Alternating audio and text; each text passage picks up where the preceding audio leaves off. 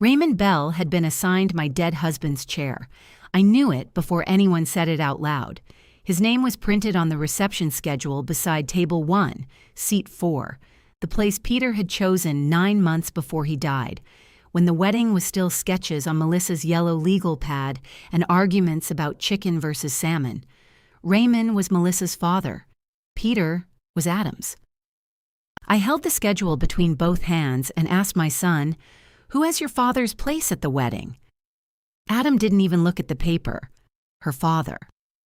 The venue coordinator stopped clicking her pen. Melissa suddenly became interested in a loose thread on her sleeve. Adam exhaled as if I had brought up politics during Thanksgiving dinner. "Ray's doing the parent toast, Mom. It makes sense for him to be at the family table. I'm at table 4.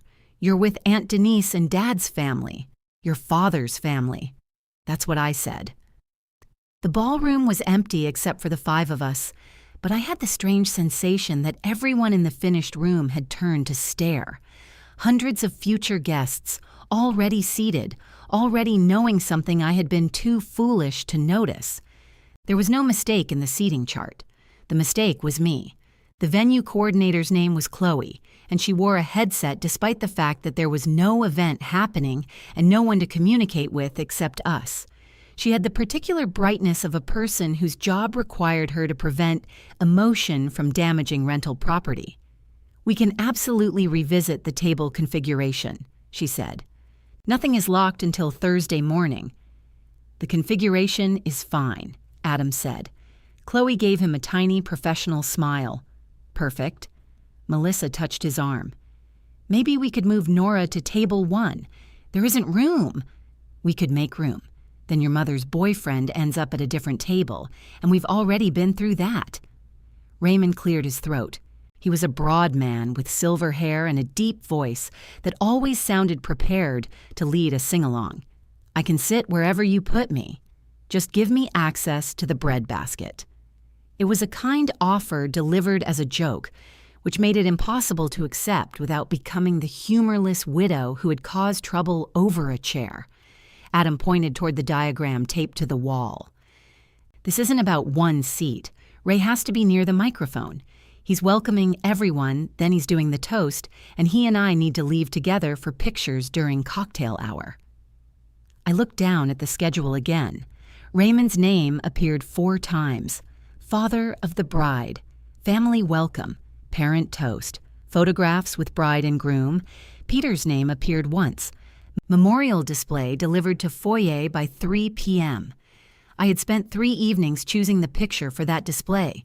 Peter standing on our back porch in a blue shirt, one hand around a coffee mug, smiling at whoever was behind the camera. Me as it happened. I had rejected every photograph in which he looked sick, tired, or formally posed. I wanted one that looked like him. Apparently, it would be waiting near the coat room. "What happened to the toast Adam's father was supposed to give?" I asked. Adam's jaw moved. He did that when he was trying not to say the first thing that came into his head. Peter had done it too, except Peter usually failed at the trying part. Dad can't give it. I know that. So Ray is doing it. For both families? Yes. And you're standing with him before the ceremony? He's helping me get ready. I waited. Adam finally looked directly at me. His eyes were Peter's eyes, dark and impatient. And for one disorienting second, I saw my husband at 35, annoyed because I had asked him to stop leaving wet towels on the bed.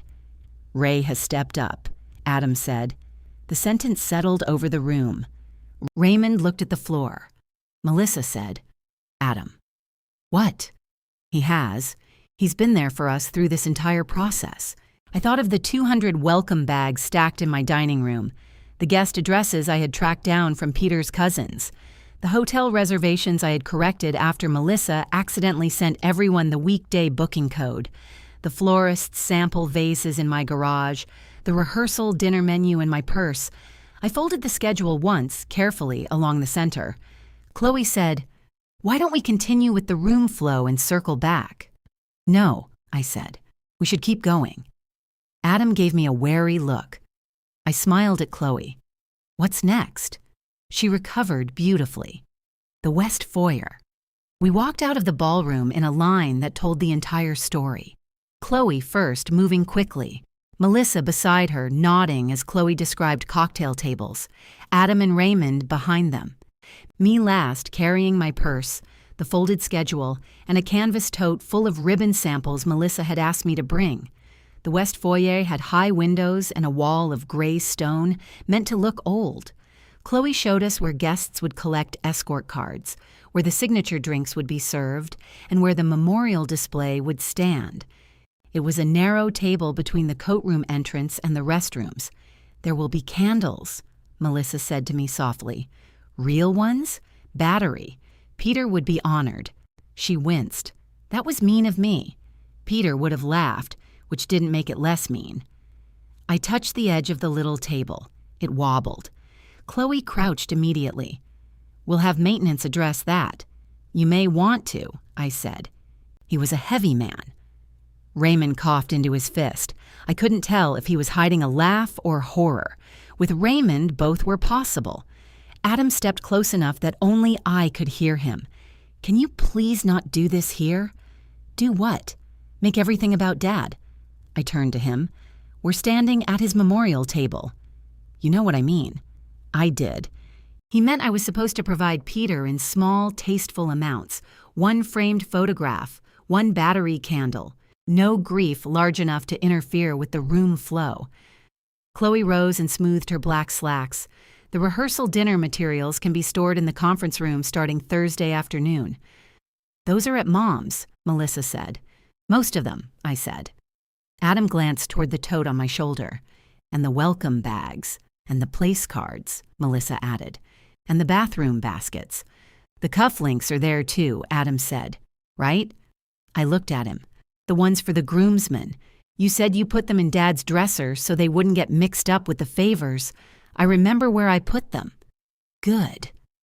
He smiled, relieved that we were talking about objects again. Objects were safe. Objects could be labeled, stored, collected, and placed where they belonged. People were more difficult. 6 months earlier, Adam had carried the first wedding boxes into my house without asking. He came through the kitchen with 3 cartons stacked to his chin, while Melissa followed behind him, holding iced coffees. "Temporary storage," he announced. "Whose definition of temporary?" "Mine. That's what worries me." He set the boxes in the dining room and kissed my cheek. "You're a lifesaver." Peter had been dead almost a year then. His reading glasses still sat in the little wooden tray beside his chair because I hadn't figured out what category they belonged in.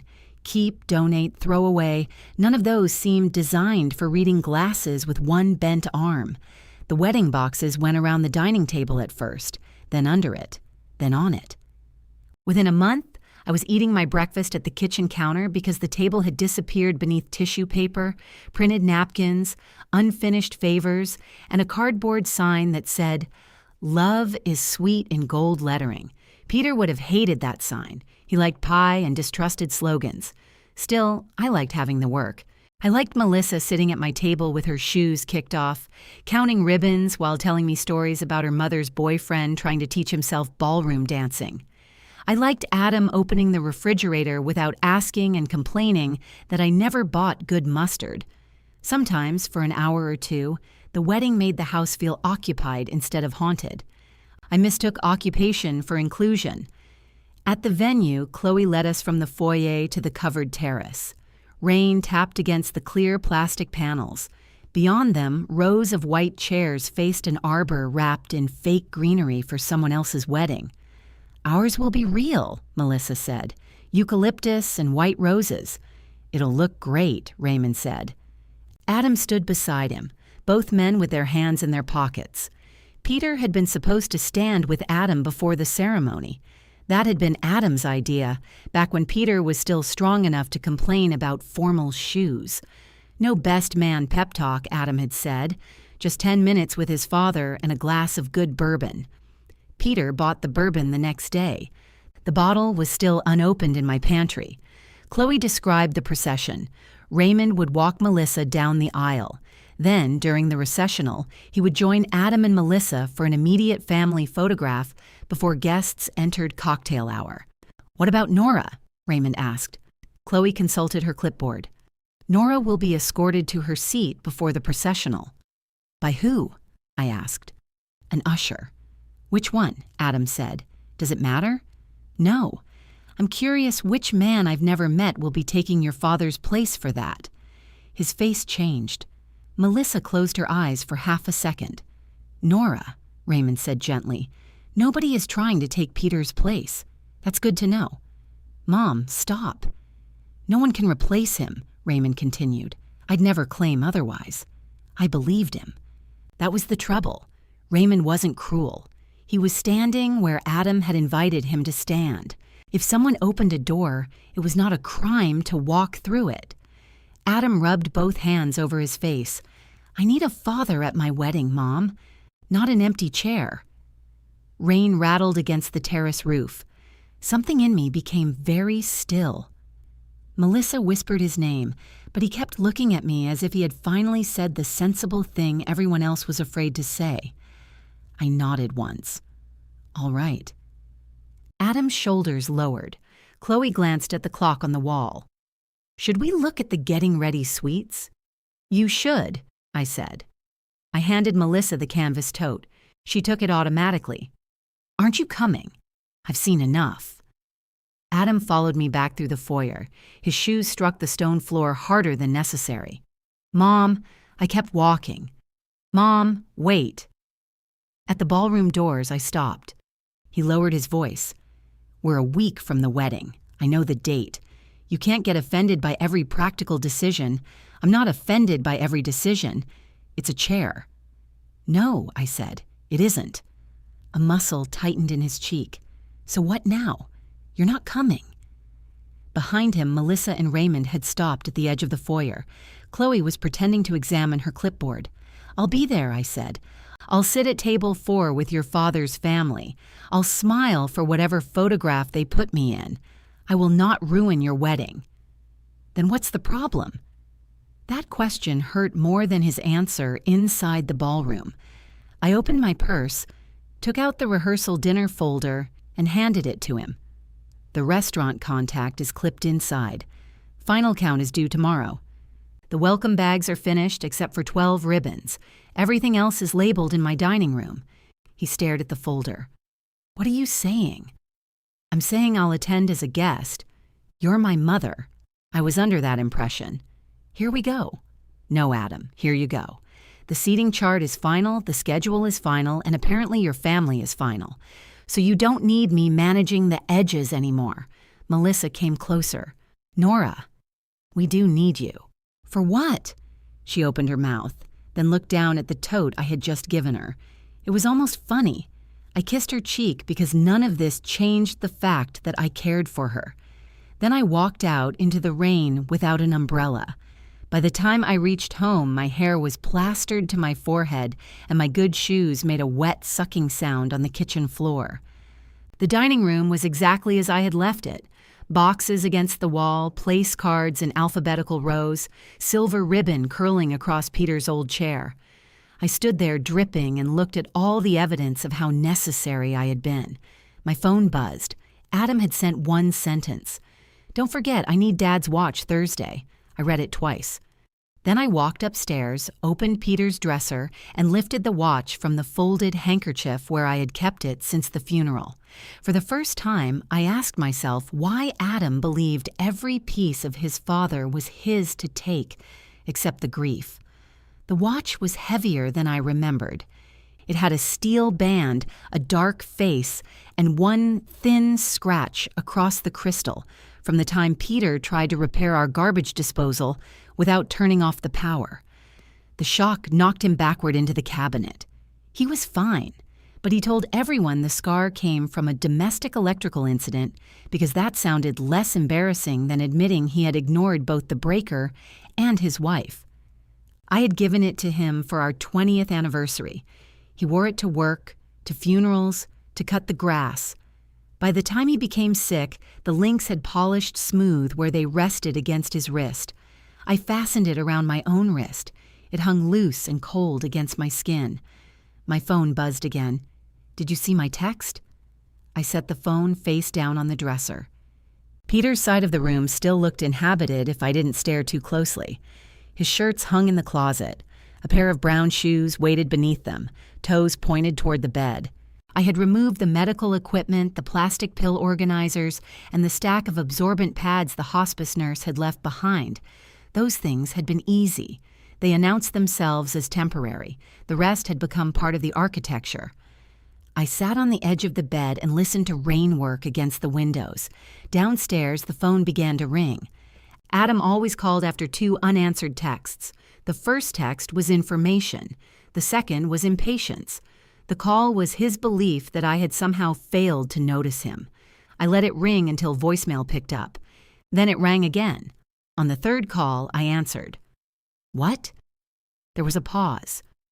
What do you mean? What? You've called 3 times. I assumed there was a fire. I need to know you saw my message. I saw it. And I'm speaking to you now. Mom. The old reflex rose in me. Make it easier. Tell him the watch was safe. Tell him I would polish it. Ask whether he needed Peter's cufflinks too. I had spent 35 years translating Adam's demands into needs because needs were easier to love. The watch isn't part of the wedding supplies, I said. Silence. What does that mean? It means the place cards are downstairs. The watch is not. Obviously, it's not a place card. I'm glad we agree. Why are you being like this? Like what? Come on. I looked at Peter's shoes. Use a complete sentence, Adam. You know Dad wanted me to wear it. No, you wanted to wear it. He would have wanted me to. That may be true. Maybe. I closed my eyes. This is not a conversation I'm having on the phone. We don't need a conversation. I need the watch Thursday. You'll get the cufflinks Thursday. His voice changed. Not louder, but flatter. Are you seriously holding Dad's watch hostage because you don't like the seating chart? I'm not holding anything hostage. Then give it to me. No. The word surprised both of us. Adam breathed through his nose. You're upset. Yes. And you're punishing me. No. How is this not punishment? The fact that you're unhappy doesn't automatically mean you're being punished. That sounds like something you read on the internet. It sounds like something I learned raising you. He laughed once, with no amusement in it. Unbelievable. You should go back to the walkthrough. They're done. Then go home. I don't need you creating a crisis 4 days before my wedding. It's Tuesday. Your wedding is Saturday. That's 4 days if we don't count today, which I assume you don't because today has been inconvenient.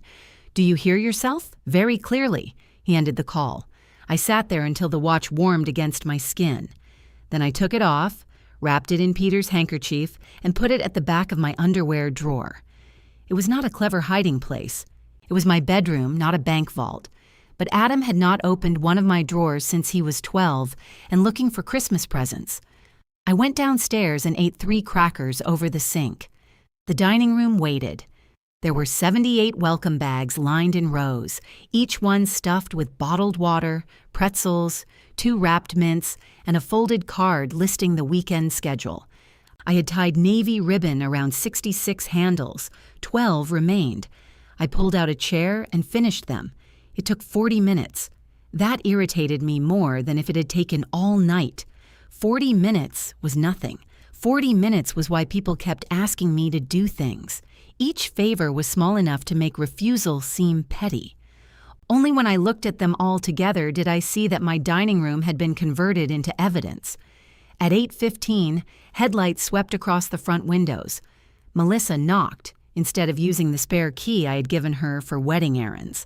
She stood on the porch holding my umbrella, the green one from the back seat of my car. "You left this at the venue," she said. "I didn't bring it. I know, I brought it for you. Then you were gone." I stepped aside. Her hair had frizzed around her face from the rain, and her mascara had smudged beneath one eye. Melissa was 32, and normally so composed that even her casual clothes looked pre-approved. That night, one side of her blouse had come untucked. "I'm not here to fight," she said. "Good. I haven't eaten enough." She followed me into the kitchen. Her gaze moved toward the dining room and stopped at the finished bags. "You did the last 12. I said I would finish them. You also said you were done helping. Both things can be true." She pulled out a chair but didn't sit. "Adam says you won't give him Peter's watch. You came to negotiate?" "No, that was quick. I came because I'm worried." "About the watch?" "About all of this." I opened the refrigerator. There were eggs, mustard, half an onion, and a container of pasta salad Denise had brought 3 days earlier. Adam was right about the mustard. It was terrible. "Do you want something?" I asked. "I'm fine." "Water?" "No, thank you." "Then sit down. You're making the kitchen nervous." She sat. I put the pasta salad on the counter and ate it from the container with a fork. Melissa watched me take 2 bites. "I didn't know about table 1, she said. "You were standing there. I mean before today. My mom did the seating chart with Adam." "And the toast?" Her fingers tightened around the strap of her purse. I knew about that. "And Raymond helping Adam get ready?" "Yes." "And the photographs?" "Yes." "So you knew everything except the chair. When you list it that way, it sounds accurate?" She looked toward the dark window. I took another bite. It had too much dill. Denise believed dill was a personality. "Your father is not the problem," I said. "He feels awful. He shouldn't. He thinks you believe he pushed Peter out. Peter was already dead. He didn't need pushing." Melissa flinched, and I regretted it. Not enough to take it back, but enough to put down the fork. "Raymond has been good to Adam," she said. "I know. He didn't decide any of this. I know that too." "Then why did you embarrass him?" I asked my son a question, in front of everyone. There were 4 people there. Melissa. One of them was wearing a headset for no reason. Her mouth twitched before she stopped it.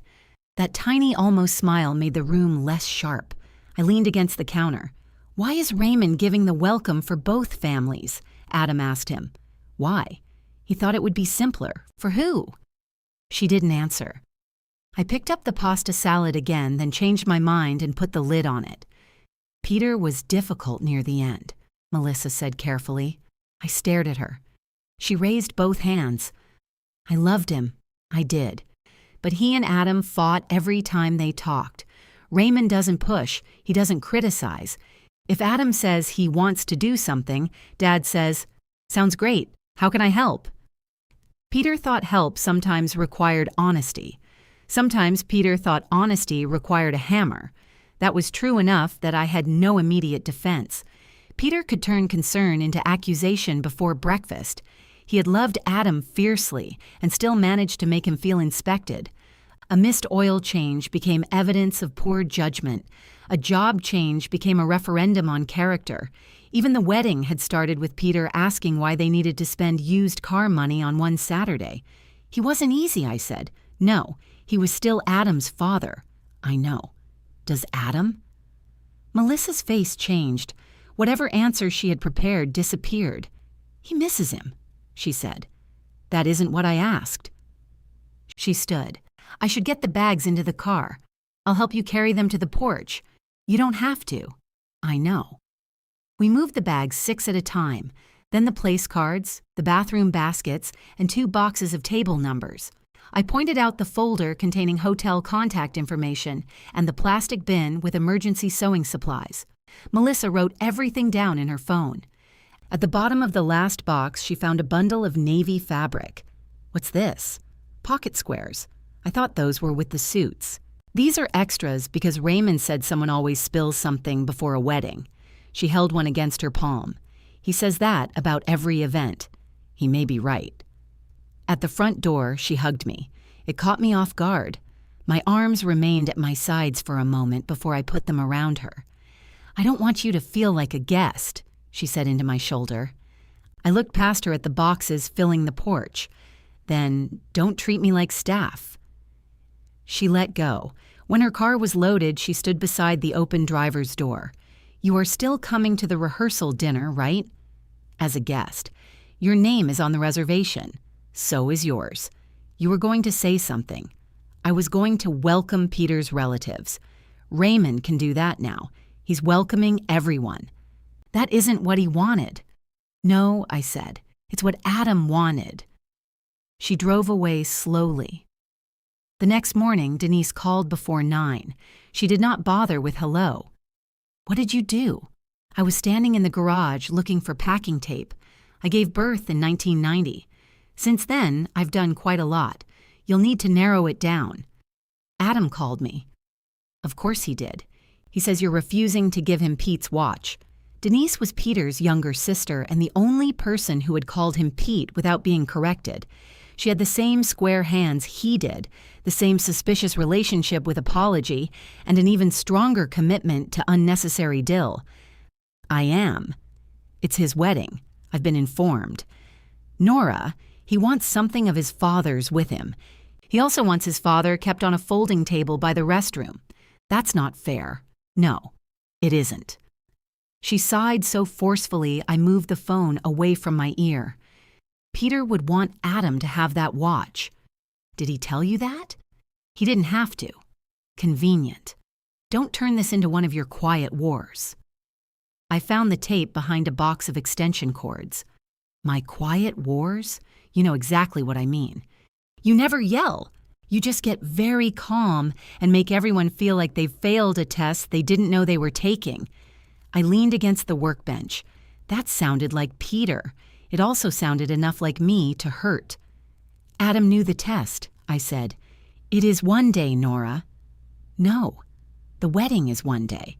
This has been going on much longer. Then deal with it afterward. I have spent 18 months dealing with everything afterward." Denise was silent. I softened my voice. "I'm not trying to ruin his wedding." "Then give him the watch." "No." She hung up on me. Thursday afternoon, Adam arrived for the cufflinks. He walked past me into the dining room and stopped when he saw it empty. The table had reappeared, scarred and dusty beneath the space where the boxes had been. "Melissa took everything? Tuesday night. You made her carry it alone?" "I helped." He turned. "Where are the cufflinks?" "Kitchen counter." He picked up the small wooden box but didn't open it. "And the watch?" "No." His fingers closed around the box. "Dad wanted me to have it. Your father wanted many things from you." The color left his face. I wished the sentence back the instant it crossed the room. Adam looked at me for a long moment, then walked into the kitchen. His gaze landed on the unopened bourbon bottle in the pantry. He reached for it, read the label, and went completely still. "Is this the bottle Dad bought for the wedding?" I said nothing. He turned toward me, holding the bourbon between both hands. "He told me we'd open this together." "I know." Adam looked down at the dust along the bottle's shoulders. Then he asked, very quietly, "What else are you keeping from me? I'm not keeping anything that belongs to you." Adam held the bottle by its neck. "He bought this for us. He bought it for the wedding." "That's what I just said." "No. You said for you." His eyes narrowed. "Is that the distinction we're making now?" I took the bottle from him and returned it to the pantry. The dust left a gray ring around my fingers. "Your cufflinks are on the counter." "I don't care about the cufflinks. You did Tuesday. That was before you decided to hold my father's things hostage." I shut the pantry door. Adam laughed under his breath. "Right. Sorry. Not hostage. You're just withholding them until I behave the way you want. The bourbon was supposed to be opened with your father. Well, we can't do that, can we?" I flinched. He saw it and kept going. "Dad was supposed to be at the wedding. Dad was supposed to give a toast. Dad was supposed to wear the watch. Dad was supposed to do a lot of things. He died, Mom. The rest of us had to adjust." I pressed my dusty fingers against my palm. "You think I haven't adjusted?" "I think you've turned not adjusting into a full-time job." The kitchen clock clicked above the sink. It had a rooster painted on it, a gift from Denise, and every minute its red second hand jerked forward as if irritated by the effort. "You came here for the cufflinks," I said. "I came here for Dad's watch." "No." "Then tell me why." "I already have." "No, you haven't. You've made little comments. You've punished Melissa. You embarrassed Ray. You handed me a restaurant folder like you were quitting a job. I was. You're my mother. You don't get to quit." There it was, so cleanly stated that for a moment neither of us knew what to do with it. I pulled out a kitchen chair and sat. "Your father wanted you here the night he died." Adam's face emptied. I had not planned to say it.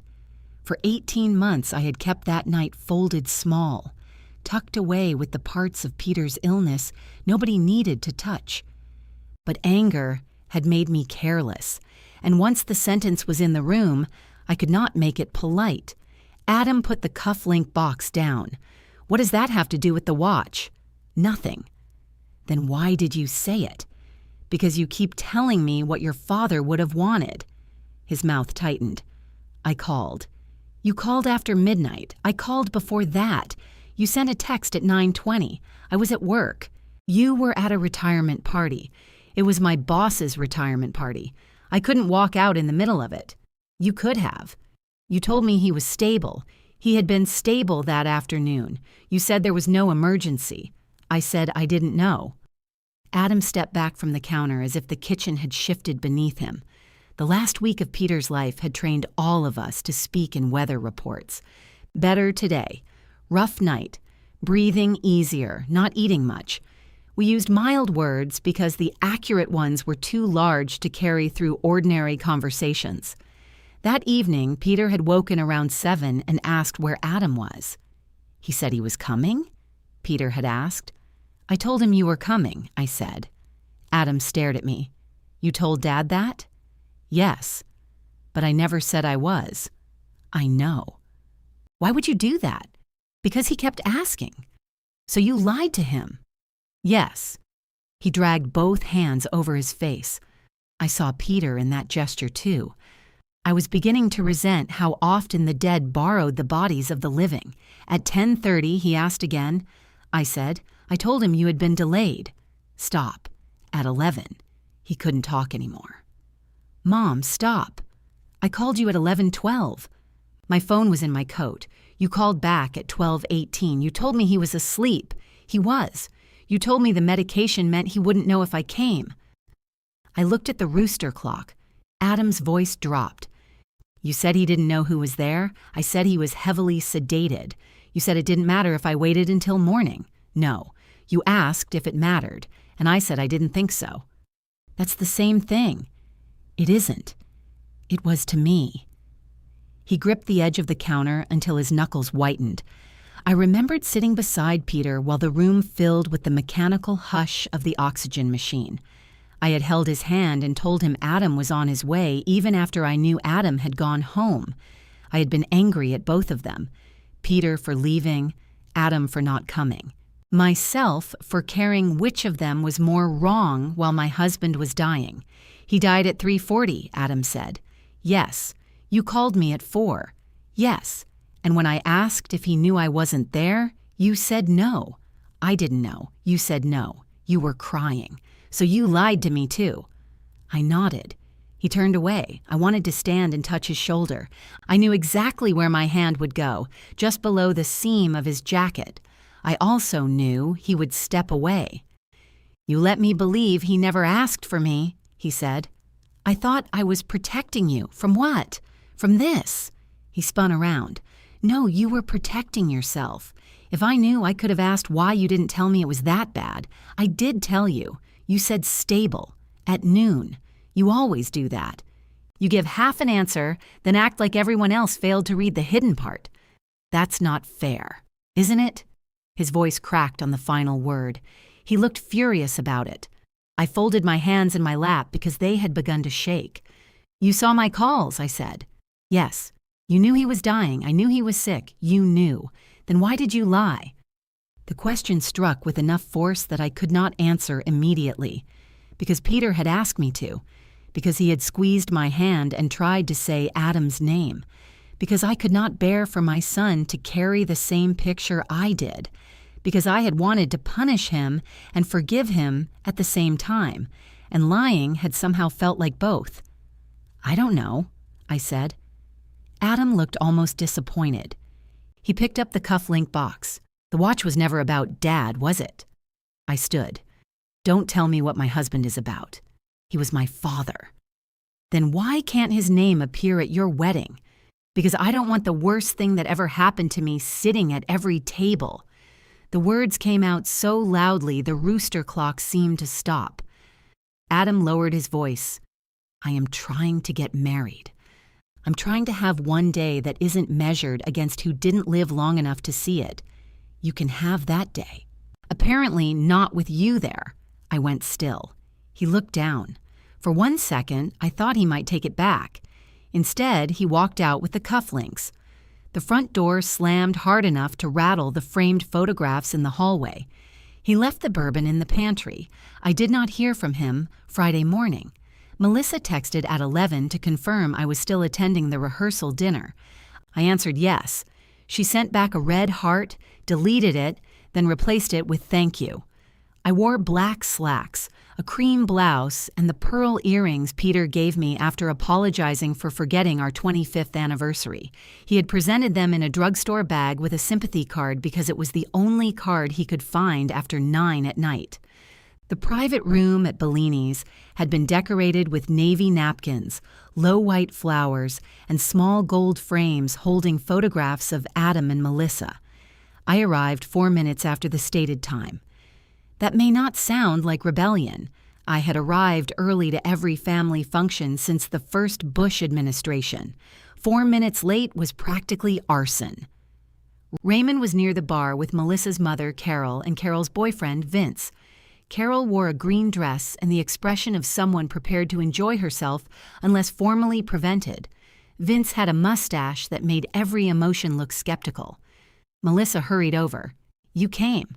I said I would. "I know. I just wasn't sure if—" I said I would. She nodded. "Your place is over there with Denise and Mark. Table 4 follows me everywhere." Her smile appeared and vanished. Denise sat with her arms crossed while her husband, Mark, studied the wine list as if hoping to disappear inside it. Peter's cousin Len and his wife, Claudia, had already started on the bread. Denise kissed my cheek without warmth. "I'm glad you decided not to make a point," she murmured. "I haven't decided that yet." Mark choked on his water. I sat beside Claudia, who squeezed my hand under the table and said nothing. I loved her for that. Adam entered with Raymond a few minutes later. He wore a pale blue shirt and no tie. Our eyes met across the room. His face gave away nothing. Raymond tapped a spoon against his glass. "Before we eat, I want to welcome both sides of this beautiful, complicated, occasionally terrifying family." A few people laughed. He spoke warmly about Melissa, then about Adam. He thanked Carol and Vince. He thanked the friends who had traveled, the relatives who had helped, and everybody who tolerated a spreadsheet. Peter's name did not come. Raymond glanced at me once, quickly, then lifted his glass. "To Adam and Melissa. May tomorrow be the beginning of something honest." Everyone drank. Dinner moved around me in waves of conversation. Len told a story about Peter backing a boat trailer into a mailbox. Denise corrected 6 details. Carol asked if the rolls were supposed to be cold. Vince said they were room temperature with ambition. Adam barely ate. After dessert, I went into the hallway to find the restroom. Raymond followed me out. "Nora." I stopped. He looked uncomfortable without an audience, as if his size and voice had been designed for rooms with microphones. "I owe you an apology," he said. "You don't. I should have asked more questions." "About what?" He rubbed the back of his neck. "About Peter, about what you wanted included." "What I wanted?" "At the reception." A cold feeling moved through me. Raymond lowered his voice. "Adam told me you didn't want Peter mentioned in the speeches. He said it would be too painful for you." For a moment, all I could hear was silverware clinking through the closed door. "Adam said that? He said you wanted the wedding to focus on the living." I looked through the narrow glass panel in the door. My son sat beside Melissa, turning his water glass slowly between his hands. He had not simply removed his father. He had told everyone I was the one who asked him to. I turned back to Raymond. "When did he tell you that?" "Months ago. When we started talking about the toast." "Was Melissa there?" "I don't think so." "You don't think so?" He glanced through the glass, following my eyes to the table where his daughter sat beside my son. It was over lunch. Adam and I were looking at suits. I asked if he wanted me to say something about Peter, and he said you'd rather we didn't. And that was enough for you? His face tightened. I believed him. Of course you did. Nora, I wasn't trying to erase anybody. I know. That seemed to bother him more than an accusation would have. He shoved his hands into his pockets. I can change the toast. The wedding is tomorrow. I've rewritten speeches in parking lots. This isn't about whether you can find 3 sentences that contain Peter's name. Then what is it about? The door opened before I could answer. Adam stepped into the hallway and looked from Raymond to me. Everything okay?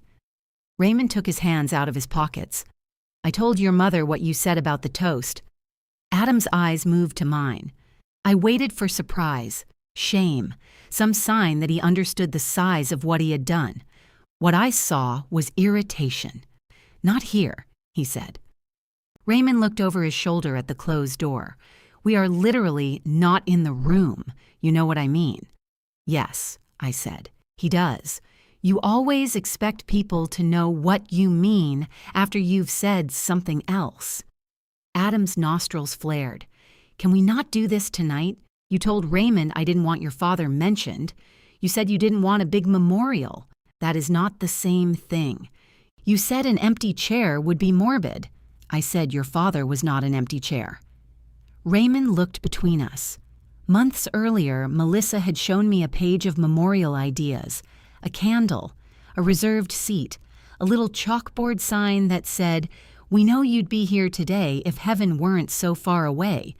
I had told her Peter would come back and knock the chalkboard over himself. I did not want an empty chair draped in white roses. I did not want guests photographing it.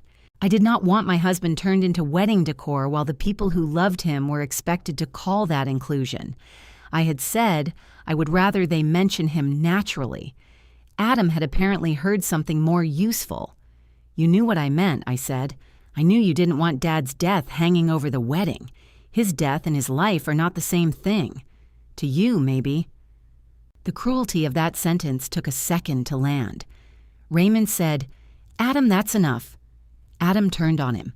"Please don't." "Don't what? Get in the middle. You put me in the middle." The door opened again, and this time Melissa came through. Her eyes went first to her father, then to Adam. What happened? "Nora and I had a misunderstanding," Raymond said. "No," I said. "You and I understood each other perfectly. Adam lied to you." "I didn't lie," Adam said. "I simplified." Melissa stared at him. "You told Dad that Nora didn't want Peter mentioned? She didn't want a memorial spectacle. That isn't what I asked. I was trying to keep everyone from getting upset." Raymond gave a short, humorless laugh. "How's that working out?" Adam looked toward the dining room. "We have 30 people in there." "Then go back to them," I said. "Mom, I am not going to expose you over dessert if that's what you're worried about." "That's not what I'm worried about." "It should be. It's the most generous option available to you." Melissa pressed her fingers to her forehead. The door opened behind her and Vince leaned his head into the hallway. "Are we having a family meeting or is this the line for the restroom?" "Restroom," Raymond said. Vince nodded. That explains why I recognize nobody's expression. He edged past us and disappeared around the corner. For 1 second, Melissa made a strangled sound that might have been a laugh. The rest of us did not. I went back into the private room. Denise watched me sit down. "What was that about?" "Your nephew." That narrows it down considerably. Mark studied his coffee. Across the room, Raymond returned to his seat beside Carol. Melissa sat down slowly. Adam remained standing for a few seconds, one hand resting on the back of his chair. Then he lifted his water glass and took a drink as though nothing had happened. That was something he had learned from me. I stayed until the coffee was served and the first people began collecting coats. I thanked Carol for dinner. I hugged Melissa, although her body was rigid with embarrassment. Raymond walked me to the restaurant entrance. "I am changing the toast," he said. "Don't," I'm not pretending Peter didn't exist. Then talk to Adam. I just did. No, you corrected him. Talk to him. Raymond frowned. You call him your boy, I said. That comes with more than buying dinner and telling him every idea sounds great. His mouth tightened, but he nodded. Adam stood near the bar saying goodbye to Len and Claudia. He saw me leave. He did not follow. At home, I found a message from him. Please don't make tomorrow about this.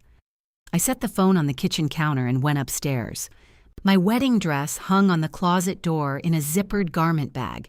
It was deep blue, ankle length, with sleeves made from a light, transparent fabric that Peter had called those fancy see-through arms. We had chosen it together 10 months before he died, although chosen was a generous word for what happened. I had shown him photographs on my tablet while he watched a baseball game. The blue one, he said. You didn't look. I looked. What color was the first one? Wedding.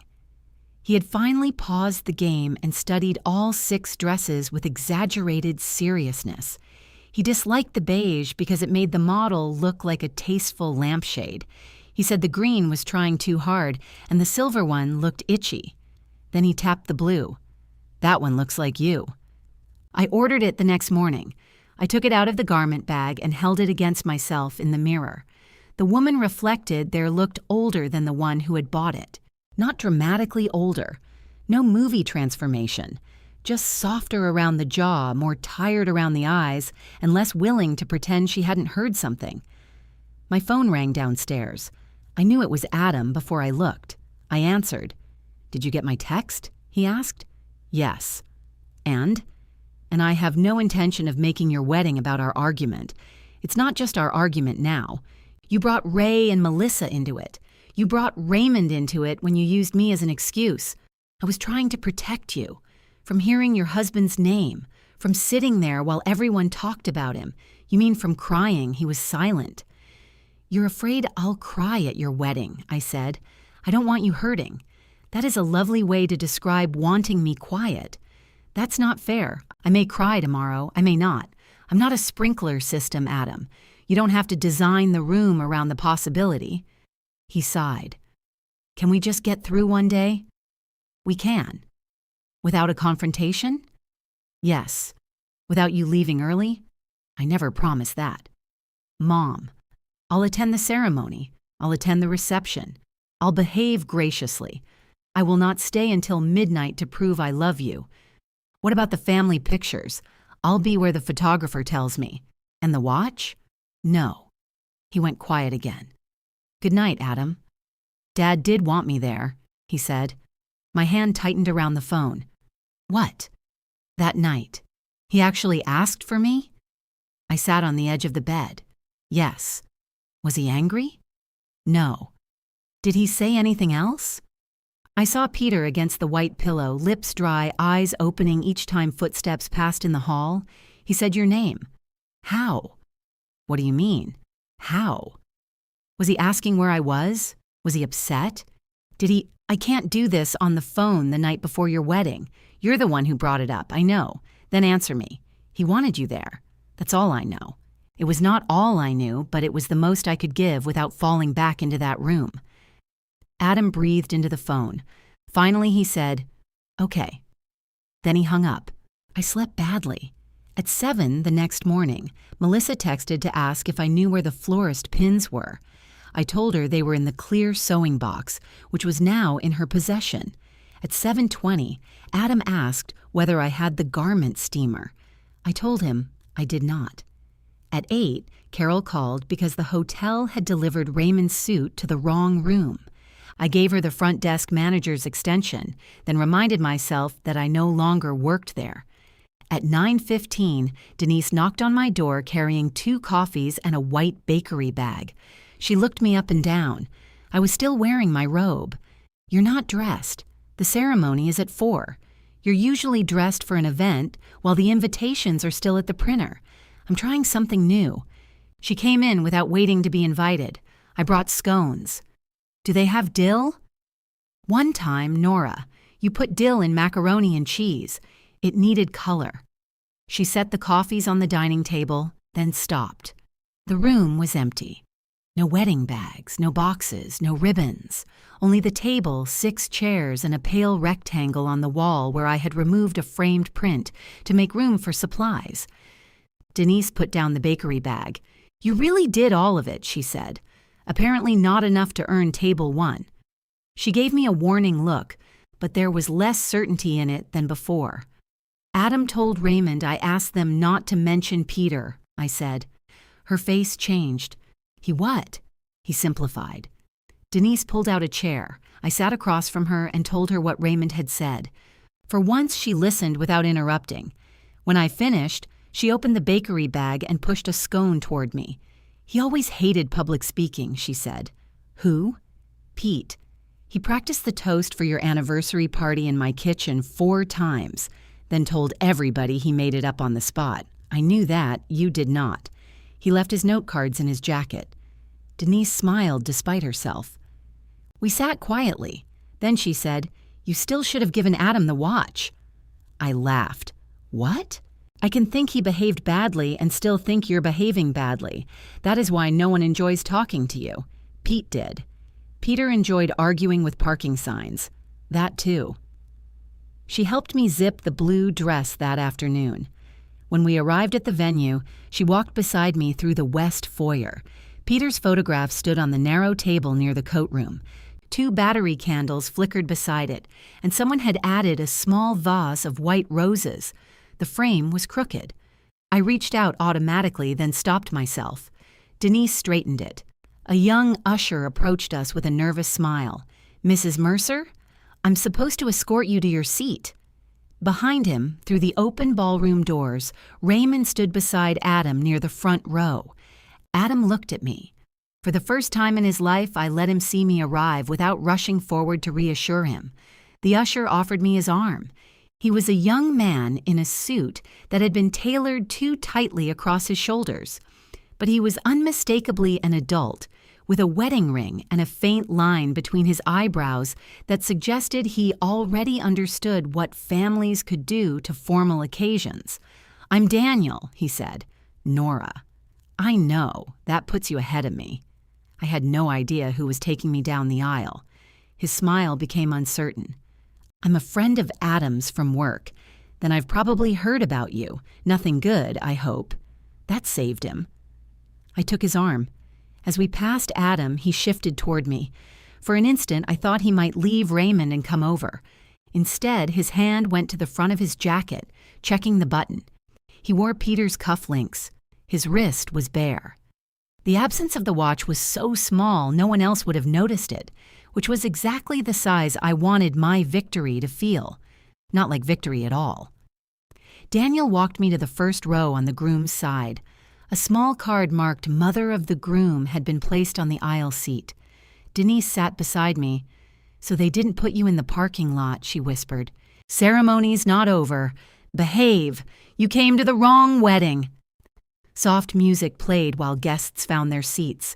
The arbor was covered in eucalyptus and white roses, just as Melissa had promised. It was beautiful without looking like it had tried too hard, a quality Peter believed should apply to both weddings and front yards. Raymond moved away from Adam when the officiant took his place. Before he did, he touched Adam once between the shoulder blades. Adam nodded. I wondered what it would feel like to watch that gesture and see only kindness. The processional began. Carol and Vince came first. Vince's mustache gave him the solemn appearance of someone attending a difficult zoning meeting. Then Raymond appeared with Melissa. She wore a simple white dress with a low back and a long veil. She was smiling until she saw Adam. Then her face broke open in a way I had never seen before. Joy, fear, relief, all of it visible at once. Adam looked as if someone had struck him gently. I forgot the seating chart. I forgot Raymond. I forgot the watch hidden beneath my underwear. For several seconds, I saw only my son watching the woman he loved walk toward him. Peter should have seen it. The thought came without anger. That almost made it worse. Melissa reached Adam, and Raymond placed her hand in his. He hugged her, then shook Adam's hand. Adam pulled him into a hug instead. People murmured approvingly. Beside me, Denise slipped her fingers around mine. The officiant spoke about partnership, patience, and the courage required to be fully known. I tried not to react to that last one. Adam and Melissa exchanged vows they had written themselves. Hers were warm and precise. She promised to tell him when he was being impossible, even if he was wearing his nice shirt. He laughed. Adam promised to build a life where she would never have to wonder if she was loved. His voice broke. I looked down at our joined hands.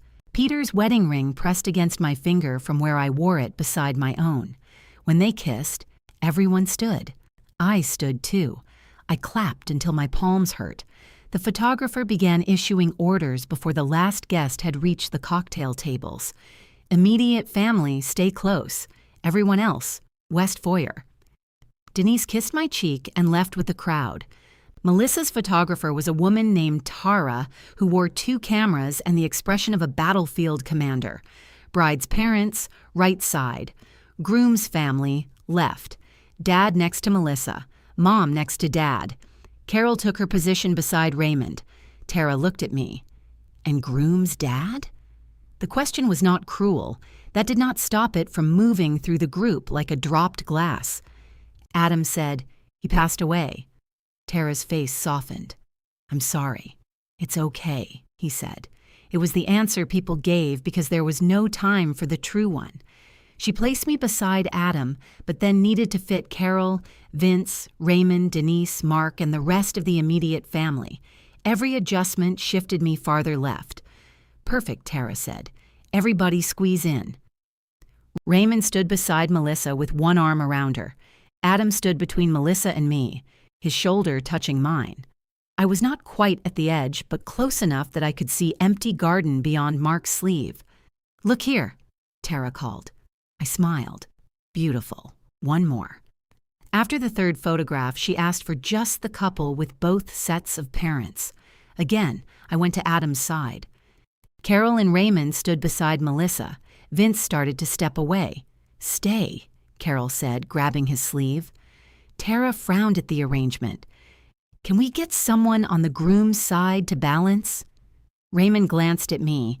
Then he walked around behind Adam and stood beside me. "This work?" he asked. Tara lifted her camera. "Perfect." Adam's body went rigid. Raymond did not put his arm around him. He simply stood there, making the photograph symmetrical. When the camera clicked, I understood how easy it was to turn a family into geometry. At the cocktail hour, I found my escort card exactly where Chloe had promised. Table 4. Denise appeared with 2 glasses of white wine. "One for you," she said. "I haven't eaten." "That's why I brought one instead of 3. We carried them to our table. Peter's cousins were already there, along with an older couple from his former office. Adam had arranged the tables by relationship, which meant everyone around me knew Peter and almost no one knew Melissa. Within 10 minutes, Len was telling the mailbox story again. It was a narrow driveway, he insisted. "It was a wide driveway," Denise said. "You were drunk. I was guiding. You guided him into federal property. A mailbox is not federal property. The mail is." Mark looked at me. "This argument started in 2007. Earlier," I said. Laughter moved around the table. I glanced toward Adam. He stood near table 1, listening to Raymond, but he was looking at us. For one hopeful moment, I thought he might come over. Then Chloe touched his elbow and pointed toward the reception entrance. Dinner was served. The salmon was slightly dry, which Peter would have mentioned to every person within reach. I ate it all. Between courses, guests stopped at our table to speak to me. Some talked about the ceremony. Some squeezed my shoulder and said Peter would have been proud. One man I barely remembered told me Peter had helped him replace a furnace during a snowstorm and refused payment. "He took a pie," I said. "That was payment. Not to Peter. That was breakfast." The man laughed, and for the first time that day, saying my husband's name did not feel like violating a rule. Peter was in the room because people remembered him. No chair required. After the plates were cleared, Chloe carried a microphone to Raymond. He stood at table 1 and buttoned his jacket. "I promised this would be brief," he began, "but I also promised I wouldn't dance, so my credibility has already been damaged. Carol called. "You didn't dance. You moved near music." The room laughed. Raymond spoke about Melissa's determination, her habit of making lists for people who had not asked for lists, and her inability to arrive anywhere without snacks. Then he turned toward Adam. "I have called this man the son I never had so many times that I suspect he is considering legal action." More laughter. Adam smiled. "But the truth is, families don't begin from empty space. People arrive with whole lives behind them, whole histories, whole rooms full of voices, whether we can hear every one of them or not." Raymond looked toward me. He did not say Peter's name. He lifted his glass. "Adam, you are not the son I never had. You are the son this family has been waiting to welcome. There's a difference, and I'm grateful you taught it to me." It was a graceful correction wrapped in an embrace. Most of the room probably missed it. Adam did not. His smile faltered, then returned. Raymond continued, wishing them humor, honesty, and the ability to apologize before dessert. Everyone toasted. Adam looked across the room at me. For years, whenever Peter and Adam fought, I had waited until one of them looked my way. Then I would smile. Just slightly. A little signal that the family was still standing, that I would explain each man to the other later, that nobody had to feel the full weight of what he had said. Adam waited for that smile. I lifted my glass and drank. Music began after the toast.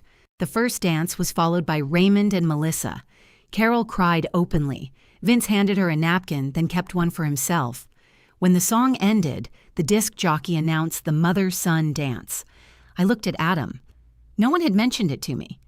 He crossed the floor and held out his hand. "You planned this?" I asked. It was always planned. Not on the schedule I saw. I know, people watched us. I could have refused. Part of me wanted to. Another part remembered Adam at 6, standing on my shoes while I shuffled him around the kitchen. At 16, refusing to dance at his cousin's wedding. At 27, spinning me once in the grocery store because an old song came over the speakers. I put my hand in his. The song was one Peter used to whistle badly. I did not know whether Adam had chosen it or the disc jockey had found it on a list. His hand rested at my back. "Thank you for coming," he said. "You thought I wouldn't?" I didn't know.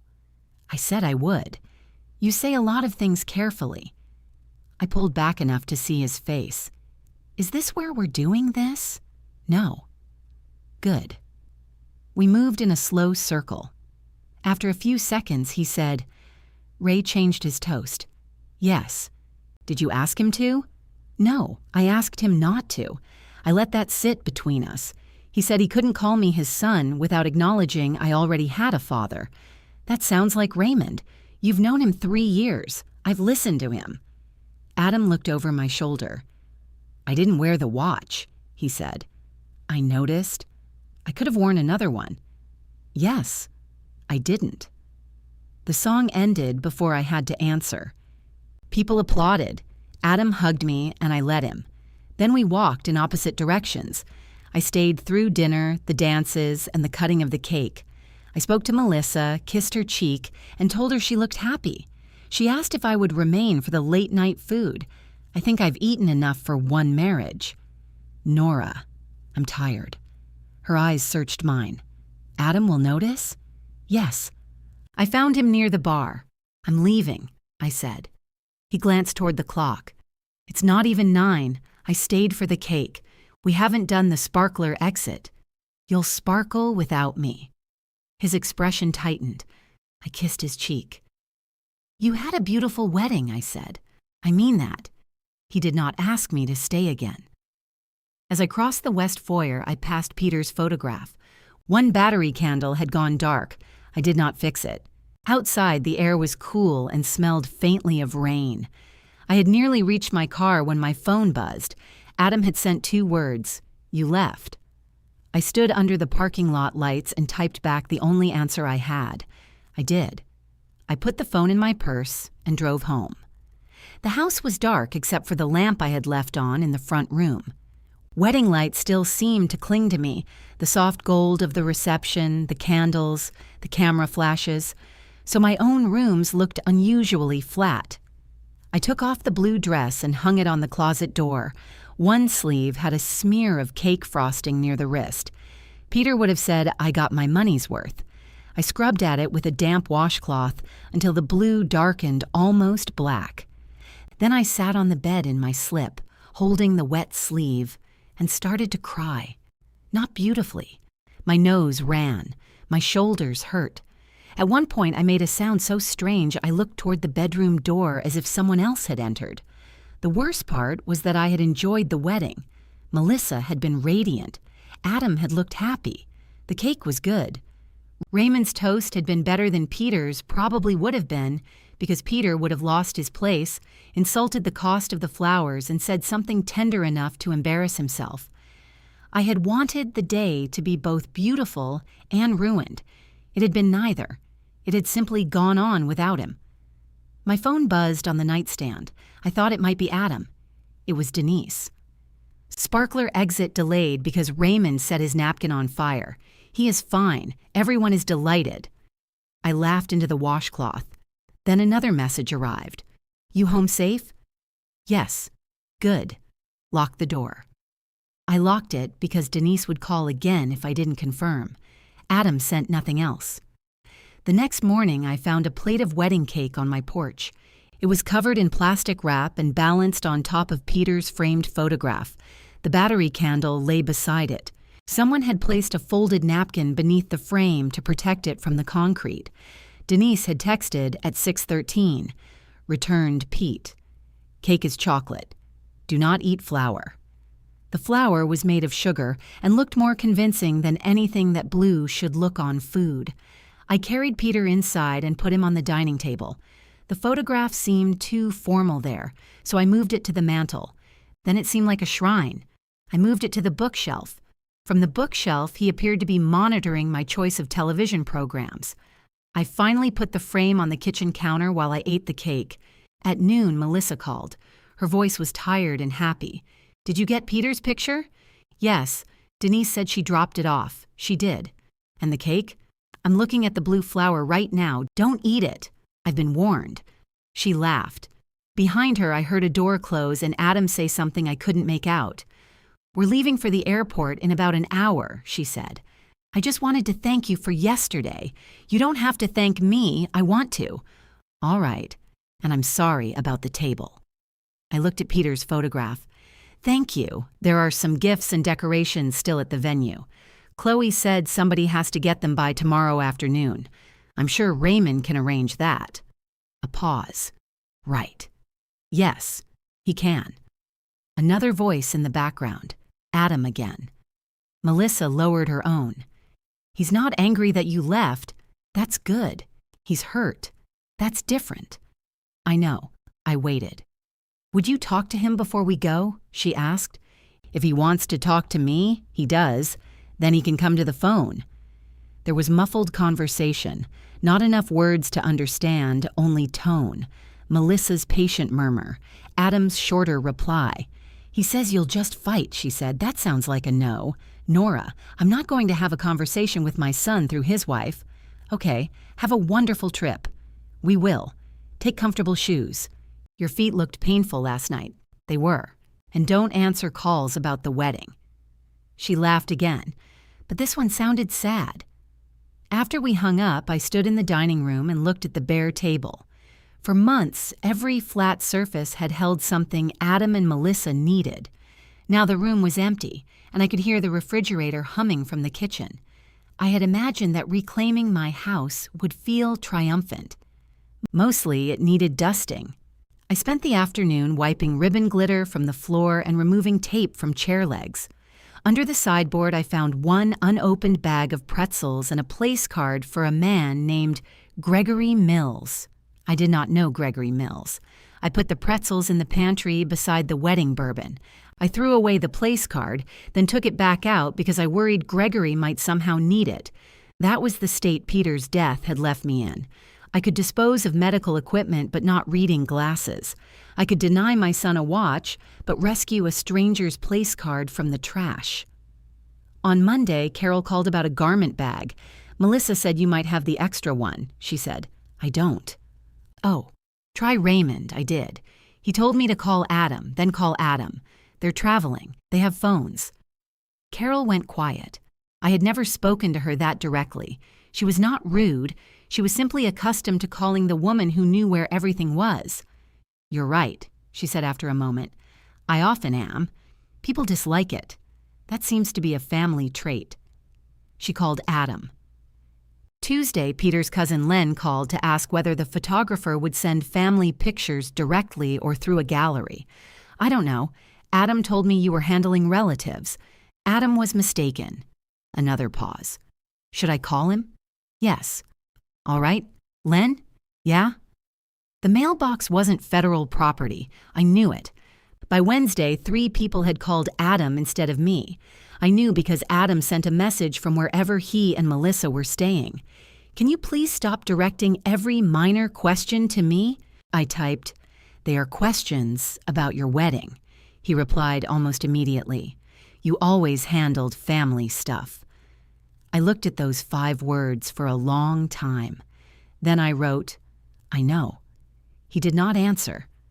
The silence that followed was not satisfying. It felt like standing in a kitchen after dropping a glass, waiting to discover how far the pieces had traveled. Raymond came by Thursday evening. He held the small gold frame from the rehearsal dinner, the one that had displayed a photograph of Adam and Melissa at a football game. This ended up in my car, he said. It isn't mine. I know. We stood on the porch. Would you like coffee? I asked.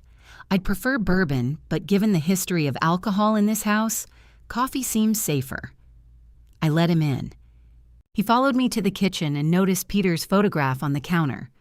Good picture. Yes. He looks like Adam. Adam looks like him. Raymond nodded as if the correction mattered. I made coffee.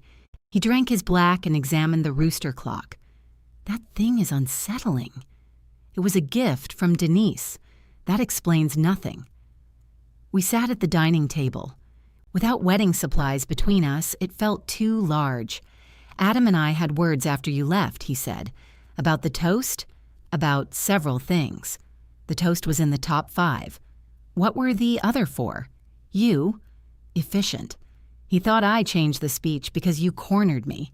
I did corner you. You were looking for the restroom. I'm talented. Raymond smiled, then grew serious. I told him I'm not going to help him pretend Peter didn't matter. What did he say? That nobody understands. His favorite argument. He said Peter spent the last year of his life criticizing the wedding and treating every choice like evidence Adam had lost his mind. That sounds like Peter. He said when Peter died, everybody decided he became a saint. That also sounds like Peter. He hated competition. Raymond looked into his coffee. I liked being needed, he said. The admission surprised me. He rubbed his thumb over the handle of the mug. Melissa has always been independent. Calls when she wants something, handles the rest herself. Adam asked my opinion, asked me to go places with him, let me pay for things he didn't even need. He has a gift. I knew I was getting more of the father stuff than was probably healthy. I didn't ask why. You didn't kill Peter? No, but I enjoyed the vacancy. The word made me look at him. He winced. That came out wrong. No, it came out honest. We sat with it. I enjoyed being useful, I said. Raymond tilted his head. The bags, the addresses, every little emergency. I complained, but I liked that they needed me. I thought it meant I had a place. You do have a place, not the one I thought. He nodded. Before he left, he put his mug in the dishwasher without asking where it went. Peter would have liked him for that and distrusted him for everything else. At the door, Raymond said, "For what it's worth, I told Adam I can be his father-in-law. I can't be his alibi. How did he take that? He said I was choosing your side. There aren't sides." Raymond gave me a tired smile. You may want to tell him that. I have told him many things. He listens selectively. He comes by that honestly.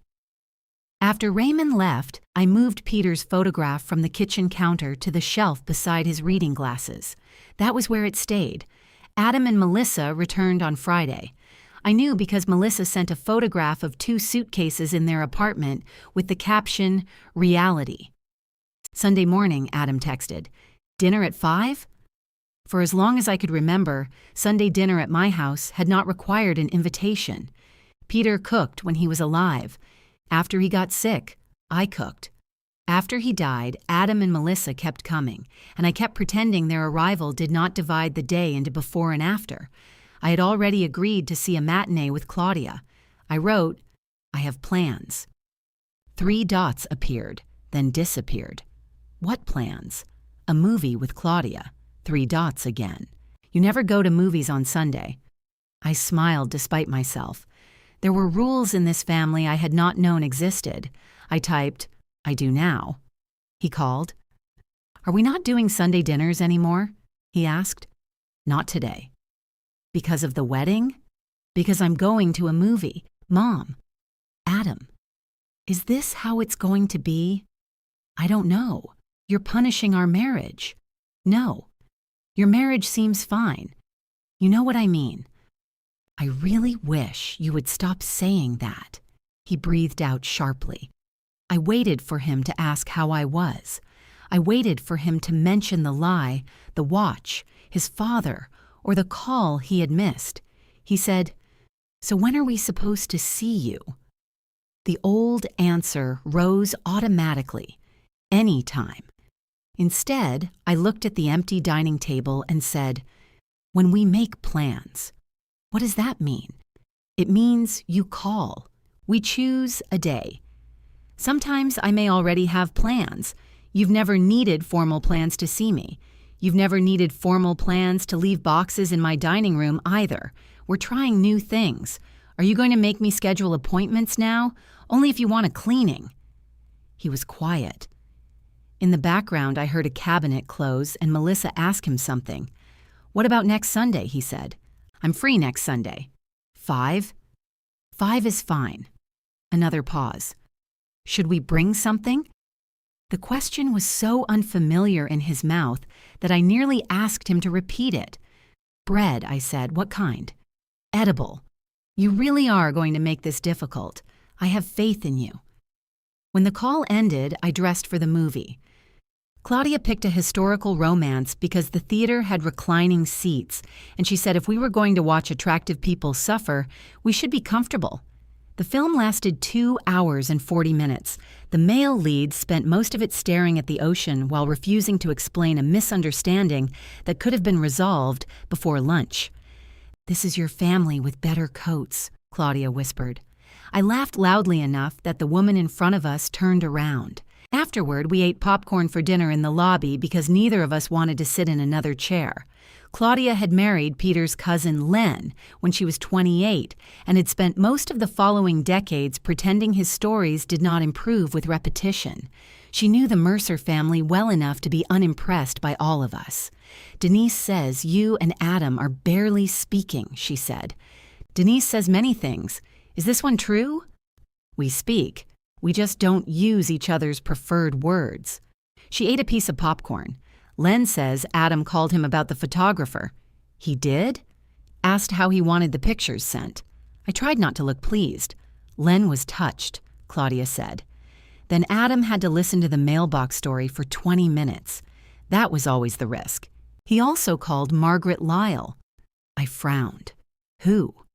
Claudia stared at me. Then I remembered the wedding gift. A silver serving bowl from a Margaret Lyle whose name I had not heard in years.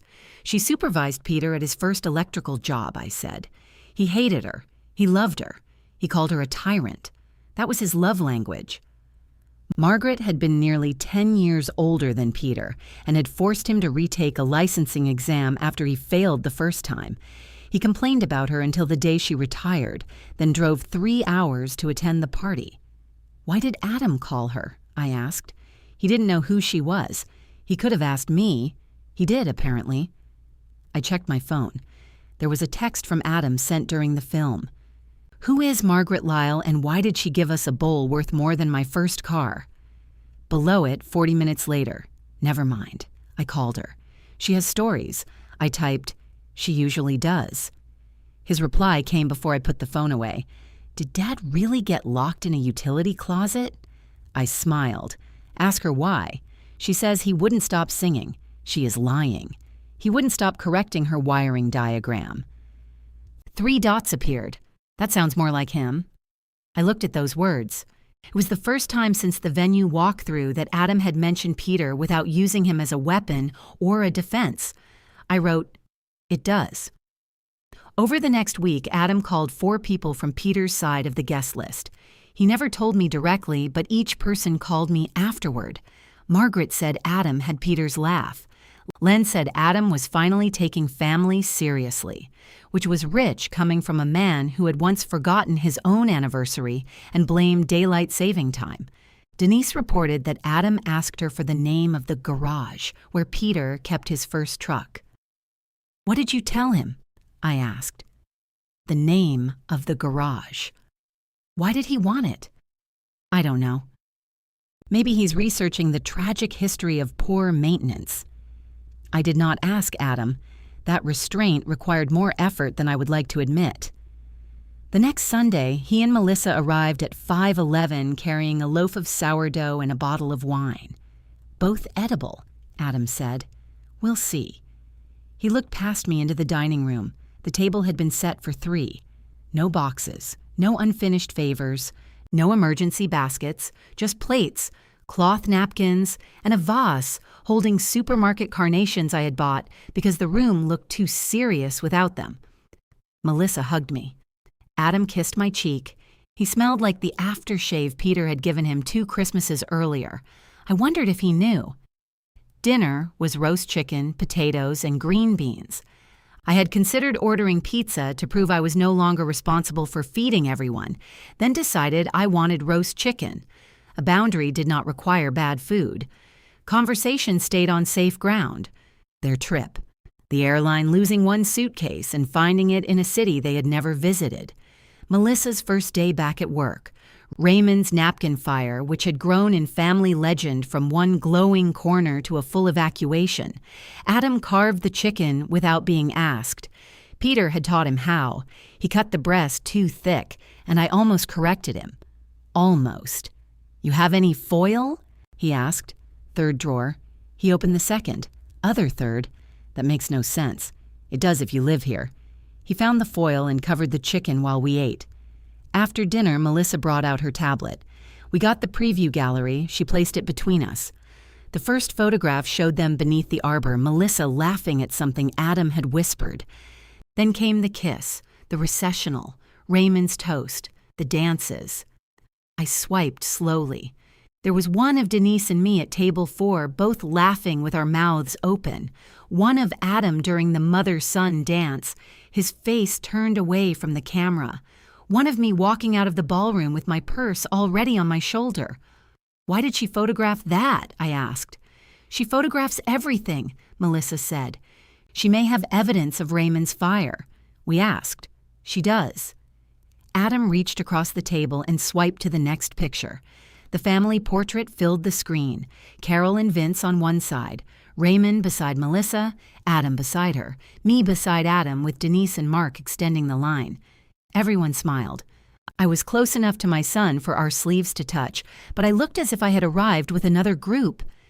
"Do you like it?" Melissa asked. "It's a good photograph." That wasn't the question. It's accurate. Adam leaned back. "What does that mean?" "It means that's where everyone stood. You're at the edge because there were 12 people." "I know. So why say it like that?" "Like what?" He looked at Melissa. "This is what she does." Melissa kept her eyes on the photograph. "Nora, there's another one." She swiped. The smaller parent's portrait appeared. Carol and Vince stood beside Melissa. Raymond stood on my other side, creating the balance Tara had wanted. The 4 parents looked complete. If you did not know better, you would think Raymond and I had once produced Adam together. "Oh, Lord," I said. Melissa covered her mouth. "What?" Adam asked. "Your father would have hated this." His expression closed. "Not because of Raymond," I said. "Because Peter blinked in every photograph we ever paid for, and this one would have made him look bad by comparison." Melissa laughed. I did too. Adam tried not to, then failed. The tension loosened. For a few seconds, Peter was not a wound. He was a man who ruined photographs. Melissa swiped again. The memorial table appeared. Peter's picture stood between the two battery candles. The flowers were fresh, the frame straight. "I thought we could put that near the family portraits in the album," she said. "No," Adam said. The room tightened again. Melissa looked at him. "Why not? We don't need a picture of a picture. It's part of the wedding. It was in the foyer. So were half the pictures Tara took." Adam reached for his wine. Melissa did not move the tablet. "I want it in the album." "Then put it in." "Don't say it like that. Like what?" I looked from one to the other. "There are phrases that reproduce inside families." Melissa lowered her voice. "You told my dad Nora didn't want Peter mentioned. You didn't ask her. Now you're deciding the picture doesn't belong and you're not asking me. It's our album." "Exactly." I said, "Put it in." "You said it, so I'll be responsible for upsetting you every time we look at it." Adam set down his glass too hard. "Can we have one dinner where my father doesn't take over the room?" I stood and began clearing plates. Neither of them spoke. I carried the dishes into the kitchen. After a moment, Melissa followed with the serving bowl. "I'm sorry," she said. "You didn't start it. I brought the pictures." "Those aren't the same thing." Adam came in carrying the tablet. "You two don't have to whisper." "We're not," Melissa said. "You followed her in here." "I brought a bowl." "Fine." He put the tablet on the counter. "Maybe we should go." "Maybe you should sit down," I said. Both of them looked at me. I turned on the faucet. "This is my house, and I would like to finish one meal without somebody leaving because a dead man's name came up." Adam's face hardened. "That's funny coming from you." "Yes," I said. "It is." The honesty stopped him. I washed the carving knife. Melissa dried it. After a minute, Adam picked up a plate and scraped it into the trash. We finished the kitchen in silence. At the front door, I handed Melissa a container of leftover chicken. She kissed my cheek. Adam lingered after she stepped onto the porch. His eyes moved to the shelf where Peter's photograph sat beside the bent reading glasses. "Was he angry?" he asked. I did not pretend I misunderstood. "No." "How do you know?" "Because I was." Adam looked at me. "What did you say to him?" "Your father?" He nodded. I remembered Peter trying to lift his hand. I remembered leaning close because his voice had become too thin to travel even the distance between the pillow and my chair. "I told him you were coming," I said. "I know. You told me that." I kept telling him. Adam swallowed. "And he believed you?" "I don't know." His eyes shone, but he blinked until they didn't. Then he looked past me into the house he had entered without asking for most of his life. "I don't know how to come here now," he said. I held the door open. "Try calling first." He did. The following Wednesday, my phone rang at 6:30. "It's me," Adam said. "My caller ID remains functional. I'm calling first. So you are." Another pause. "I left one of the wedding thank you lists at your house." "No, you didn't. Are you sure?" I removed tape from the underside of the dining table. "I'm sure." Melissa says it was in a blue folder. The blue folder went home with her on Tuesday before the wedding. He covered the phone and spoke to someone. Melissa answered from a distance. "You're right," he said. "I'll try to contain my surprise." "Okay, thanks. You're welcome." Neither of us hung up. Finally, he said, "Margaret mailed me a photograph of Dad." "What kind of photograph?" "Him standing in front of a panel with a wrench in his teeth. That narrows it down to every Tuesday between 1982 and 2019. He had hair. He lost it through carelessness." Adam laughed softly. "Then we had nowhere to go. I should find that folder," he said. "You should." "Good night, Mom. Good night." The call lasted 1 minute and 47 seconds.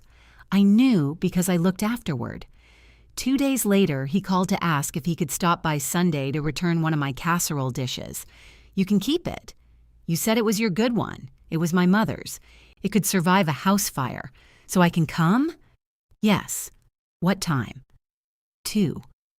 He arrived at 2:12 with the dish, a bag of coffee, and no explanation for either delay. I made him wait on the porch while I finished changing a light bulb in the hall. "You could have let me do that," he said when I opened the door. "I could have." "You climbed the ladder?" "It has 3 steps, Adam. I did not summit anything." He looked at the new bulb, then at me, as if independence after 60 had become suspicious. We drank coffee at the kitchen table. He talked about work. I talked about the movie Claudia and I had seen. Neither of us mentioned Peter until Adam looked at the pantry. "Is the bourbon still there?" "Yes."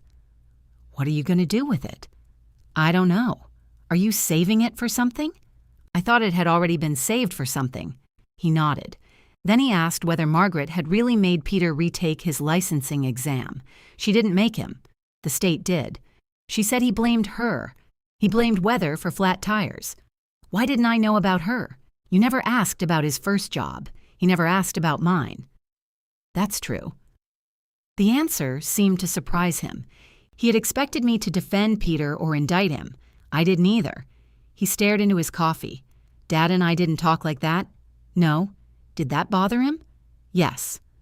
Adam looked toward the window. He could have called me. Yes. So could I. Yes. He left at 3:30. Before he walked out, he replaced the loose screw in my screen door without announcing it.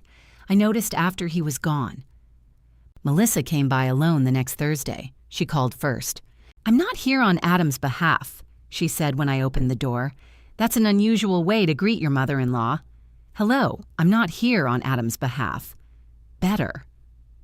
She brought takeout from a Thai restaurant I liked and 2 bottles of sparkling water. We ate in the dining room where the carnations had begun dropping petals around the vase. For 10 minutes, she told me about a woman at work who signed every email with relentless optimism and then complained about everything in person. "What does she do when she's actually optimistic?" I asked. "We don't know. We're afraid to find out." Melissa smiled, but she kept folding and unfolding the corner of her napkin. "What do you want to say?" I asked. "I don't know how to say it without making it sound like I'm asking you to fix him." "Then start by not asking me to fix him." She took a breath. "He isn't sleeping." I put down my fork. "He wakes up around 3:40. The time moved through me like cold water. "Has he told you why?" "Yes." "Then he should be the one telling me." "I know." "Do you?" Her eyes sharpened. "I'm his wife. I'm allowed to be worried." "You're allowed to be worried. You're not allowed to pass his worry to me because I'm better at carrying it." She sat back. "That was harsh," I said. It was also true. I waited. Melissa pushed a piece of basil around her plate. "We had a fight about the album," she said. "The picture?" "More than the picture. Is Peter in every argument now?" "No, that's the problem." I frowned. She looked at me directly. "Adam decides what something means, and then he doesn't want anyone changing it. Your leaving meant you rejected our wedding. Dad changing the toast meant Dad chose your side. Me wanting Peter's picture in the album meant I cared more about a dead person than my husband's feelings. That sounds exhausting." "It is. Marriage often is. You're very comforting. I have a mug that says so." She smiled, then pressed her lips together. "I let my father take up too much space," she said. Raymond admitted the same thing. "He talked to you?" He returned a frame. "Of course he did. He can turn recycling into a summit meeting." She folded the napkin again. "I like that Dad and Adam got close. My father has wanted that kind of relationship forever. He tried with 2 of my cousins, but one moved across the country and the other only calls when his car makes a noise. Raymond likes an assignment. He loved having someone ask his opinion, and I loved watching it. I didn't pay attention to what was happening on the other side. My side? She nodded. There shouldn't have been sides, I said. I know. Everyone keeps saying that after choosing one. She absorbed that without defending herself. I'm sorry, she said. Not for marrying Adam. Not for Dad loving him. But for letting you become the person who carried boxes while the rest of us posed as a family. The apology was specific enough to hurt. Thank you, I said. She reached across the table and touched my hand. I don't want you to punish our marriage for what Adam did. I pulled my hand back, not sharply. Your marriage isn't being punished. It feels like you're withdrawing from both of us. I am withdrawing labor you mistook for love. Her face reddened. That doesn't mean I don't love you, I said. It means my house, my time, and Peter's belongings are not proof of it. I never thought, I know. You didn't think. Neither did Adam. Neither did I for a while. She looked toward the shelf where Peter's photograph stood beside his glasses. Is that why you won't give him the watch? Partly. What's the other part? I don't trust the reason he wants it. What reason do you think that is? To feel forgiven by someone he doesn't have to face. Melissa looked down. That's unfair, she said. It may be. Peter would have forgiven him. You didn't know Peter as well as you think, did you? The question landed cleanly. I leaned back. Melissa's eyes widened. I'm sorry. No, don't be. It's a fair question. Peter and I had been married 40 years. I knew how he took his coffee, how he scratched the side of his nose when he lied, how he went silent when frightened and loud when ashamed. I also had not known whether he believed me during his final hours. I knew him better than anyone, I said. That is not the same as knowing everything. We finished dinner. Before she left, Melissa wrapped the remaining food and put it in my refrigerator instead of assuming I would do it. At the door, she said, Thanksgiving is in 3 weeks. I own a calendar. Are you hosting? The answer had always been yes. Thanksgiving had belonged to my dining room for 22 years. Peter roasted the turkey and complained about its weight as if it had personally deceived him. Denise brought macaroni and cheese, frequently threatened with dill. Adam came early, ate stuffing directly from the serving bowl, and denied it while chewing. I haven't decided, I said. Adam thinks you won't invite us. Adam could ask. He thinks you'll say no. Then he can survive uncertainty for a few days. Melissa kissed my cheek. That night, I went upstairs and opened Peter's closet. The smell had faded. For months, I had been afraid it would. Then I had become afraid it wouldn't. His blue shirts hung together, work shirts on the left, dress shirts on the right. Peter had organized clothing by purpose, never color, which was why he once wore 2 slightly different black socks to a funeral and blamed the lighting. I touched the sleeve of the shirt from his memorial photograph. Behind it hung the gray suit he had intended to wear to the wedding. I took it from the closet and laid it on the bed. In the inside pocket, I found a wrapped peppermint, 1 receipt from a hardware store, and a folded sheet of hotel stationery. The paper was blank except for 3 crossed-out opening lines. For anyone who doesn't know me, I promise Adam did not inherit. Marriage is mostly Peter's wedding toast. Not the toast itself, just the place where he had tried to begin. I sat on the bed with the blank page in my hand until the room grew dark. Then I called Denise. Thanksgiving, I said when she answered. My house, 4 o'clock, potluck. Are Adam and Melissa coming? If they want to, are you inviting them? Yes. Good. There's one condition. Denise groaned. Why do you always have a condition? Because none of you listen to requests. What is it? We are not spending the day pretending Peter didn't exist. Her voice softened. I wasn't planning to. Tell Mark. Tell Len and Claudia. No memorial speeches. No empty chair. We eat, we argue, and if his name comes up, nobody changes the subject. That's your condition? Yes. I thought you were going to make us share feelings. I'm still considering it. She laughed. When we hung up, I texted Adam and Melissa together. Thanksgiving at my house, 4 o'clock, potluck. You're invited. Adam replied first. What should we bring? I looked at Peter's 3 unfinished sentences. Then I typed, something honest. The dots appeared, vanished, and appeared again. Finally, Adam answered, we'll let Melissa cook. I sent back, wise decision. Melissa responded with a knife emoji. Thanksgiving morning, I woke before 6 and reached for Peter without thinking. My hand found cold sheet. That had stopped happening months earlier, which made its return feel less like grief and more like an ambush. I got up, made coffee, and stood in front of the turkey. It weighed 19 pounds. Peter had believed 14 pounds was the natural limit of any bird and treated larger turkeys as evidence of chemical misconduct, compensating for something he would say every year. For what? Bad flavor. Then he would eat 3 servings. The previous Thanksgiving Denise had hosted because I could not face Peter's first empty holiday at our table. She overcooked the turkey and put dill in the stuffing. No one spoke Peter's name until Mark accidentally used his carving knife, at which point Denise cried so hard she had to sit in the laundry room. This year, I salted the turkey myself. At 10, Denise called. Do you have butter? Yes. Enough butter? I don't know your intentions. I'm bringing 2 pounds. You are not putting 2 pounds of butter in anything. Then why invite me? At 11, Claudia called to say Len had bought canned cranberry sauce even though she had already made cranberry relish.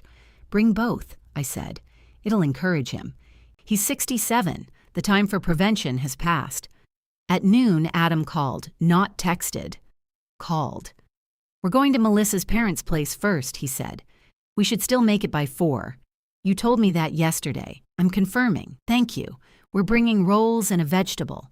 What vegetable? Melissa won't tell me. Then it may be a trap. He laughed. His calls had become careful. He said hello. He asked whether it was a good time. He no longer ended conversations while I was in the middle of a sentence. The improvement was so obvious it made me suspicious. Mom? Yes? Is this going to be weird? It is Thanksgiving. Weird is part of the menu. You know what I mean. Your father will probably be mentioned. I know.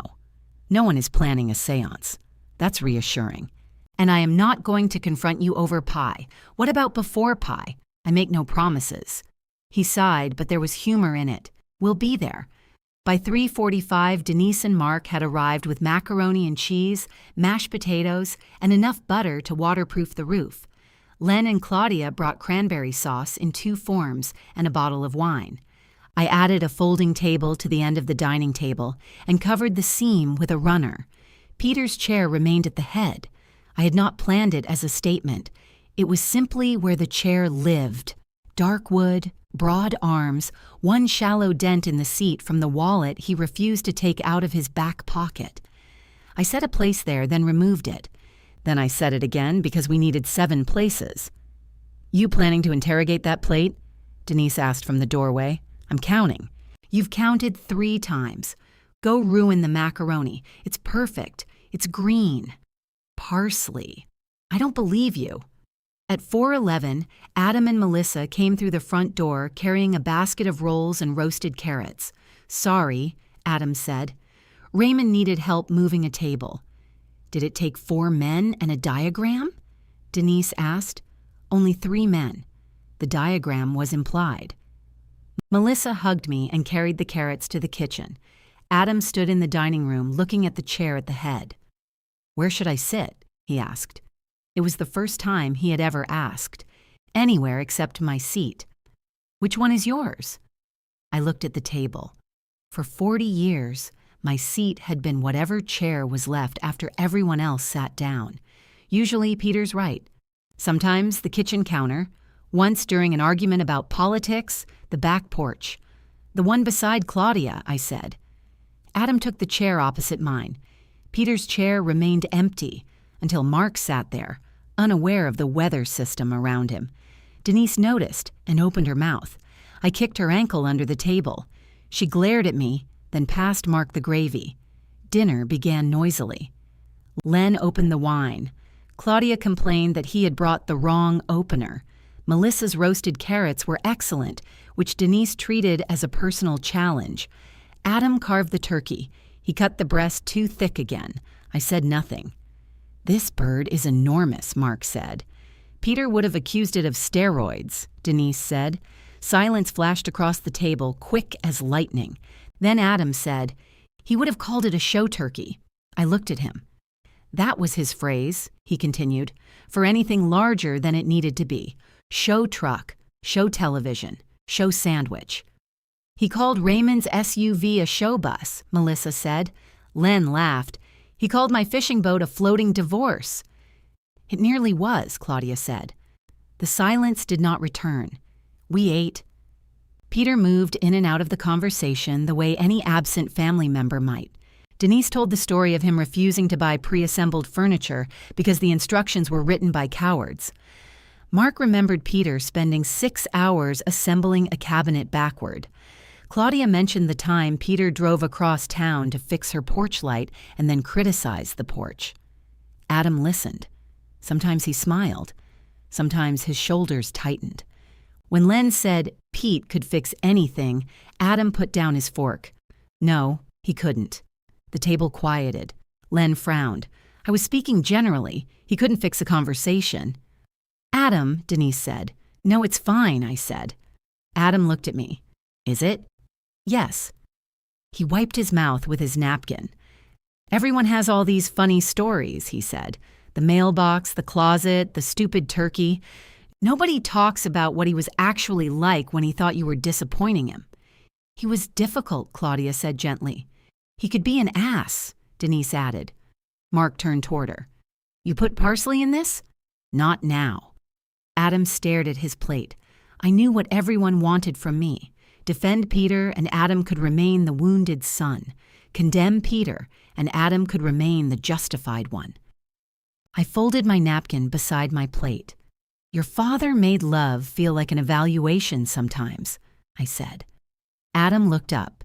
"He worried about you, and worry came out as criticism.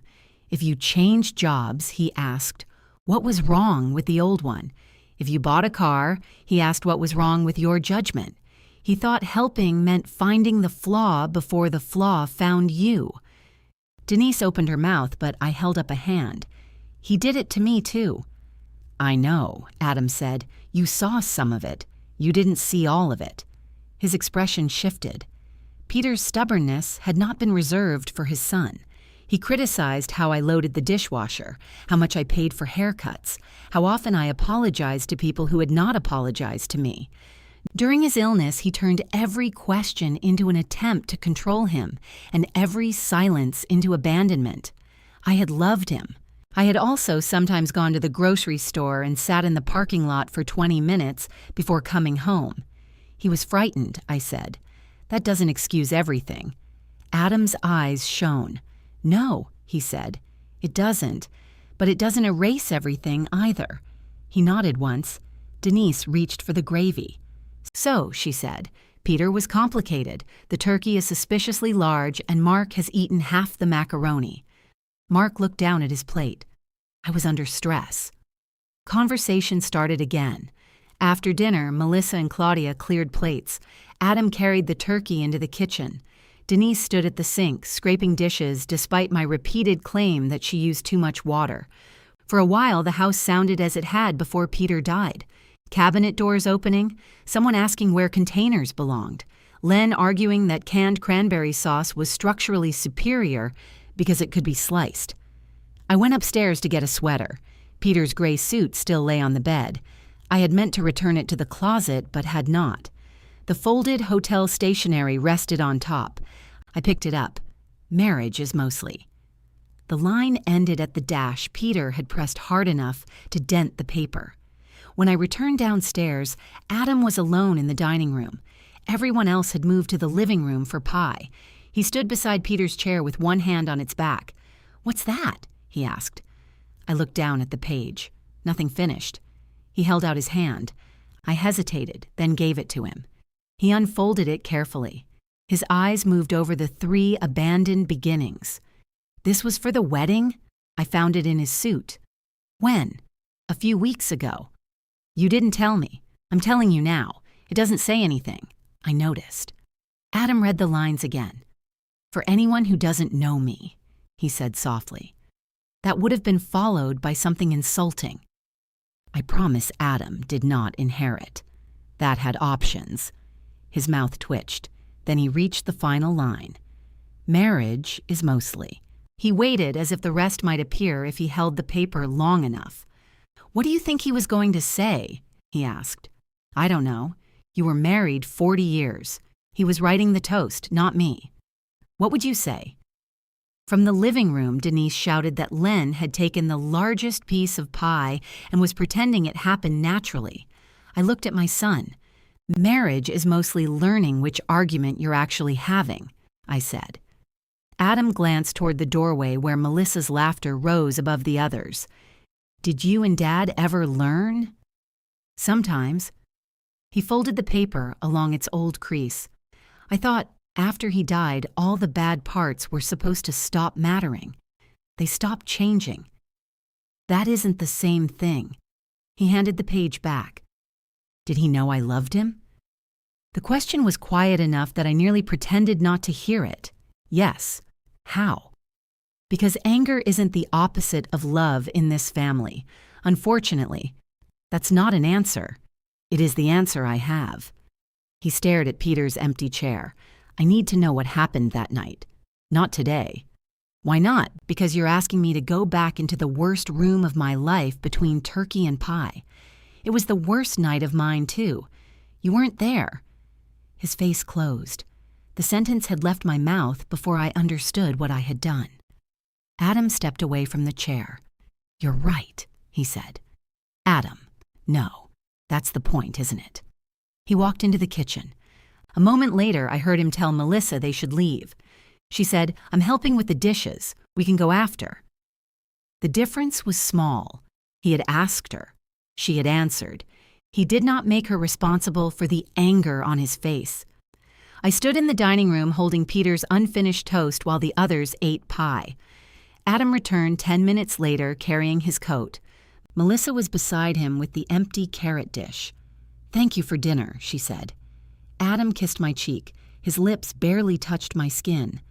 At the door, I said, Your father knew you loved him. He looked at me.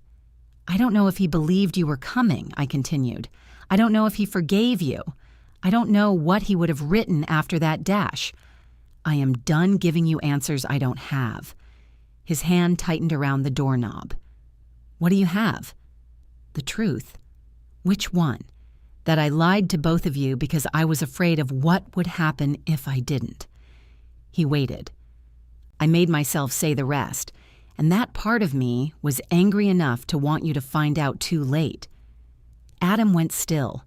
Melissa looked at me, then at him. I loved you, I said. I was furious with you. Both were true. His face changed, not into forgiveness or even understanding. Something less comfortable. Recognition. He opened the door. Outside, the first thin snow of the year had begun to fall. I was angry at him too, Adam said. That's why I didn't come. Then he and Melissa walked into the cold before either of us could turn the confession into an excuse. I closed the door and stood with my hand on the knob. Behind me, the house was loud with people pretending not to listen. Denise appeared in the hallway holding 2 plates of pie. Is he gone? Yes. Was there yelling? Only the quiet kind. She handed me a plate. I took it because the alternative was explaining myself before whipped cream. In the living room, Mark moved from Peter's chair to the sofa without comment. Len was still defending canned cranberry sauce. Claudia poured coffee. No one asked what had happened. That was how I knew everyone knew. We ate pie while snow collected on the windowsills. After they left, I washed serving dishes until midnight. Peter had always handled the roasting pan because I hated getting grease beneath my fingernails. I nearly called Adam to ask how he cleaned his, then remembered it had been my roasting pan all along. At 1 a.m, I sat at the dining table with the unfinished toast in front of me. For anyone who doesn't know me, I promise Adam did not inherit. Marriage is mostly, Peter had crossed out each beginning with one hard line. No answers hidden beneath, no final wisdom waiting in a pocket, just a man who had not known how to begin. I folded the page and returned it to his suit.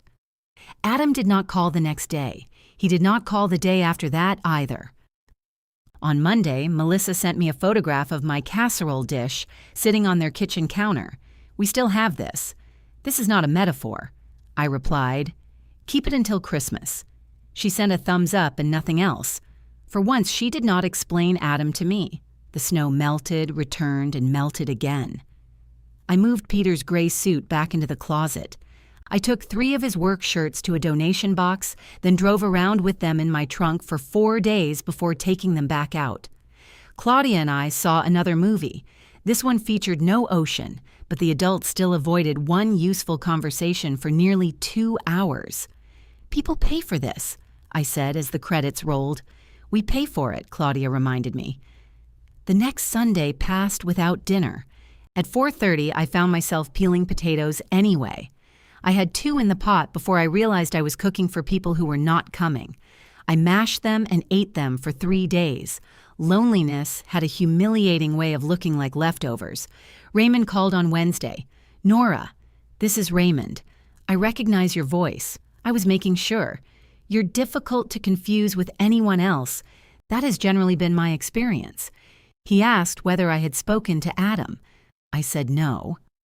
I haven't either, he said. That's new. He stopped asking me to lunch. I'm sorry. I'm not telling you so you'll fix it. Then why are you telling me? He was quiet. Maybe because I wanted credit for not fixing it myself. I laughed. How's that going? I asked. Poorly. I have driven past his office twice. Raymond. I didn't stop. Do you normally announce restraint? Only when it costs me. That I understood. He lowered his voice. He'll come around. Maybe. You don't sound convinced. He may come around to a version that still requires everyone else to do the traveling. What will you do? Stay where I am. He sighed. You two deserve each other. That is an insulting thing to say about both of us. I meant you're stubborn. I know what you meant. Before hanging up, he told me he and Adam had one more argument after Thanksgiving. About what? Me. What about you?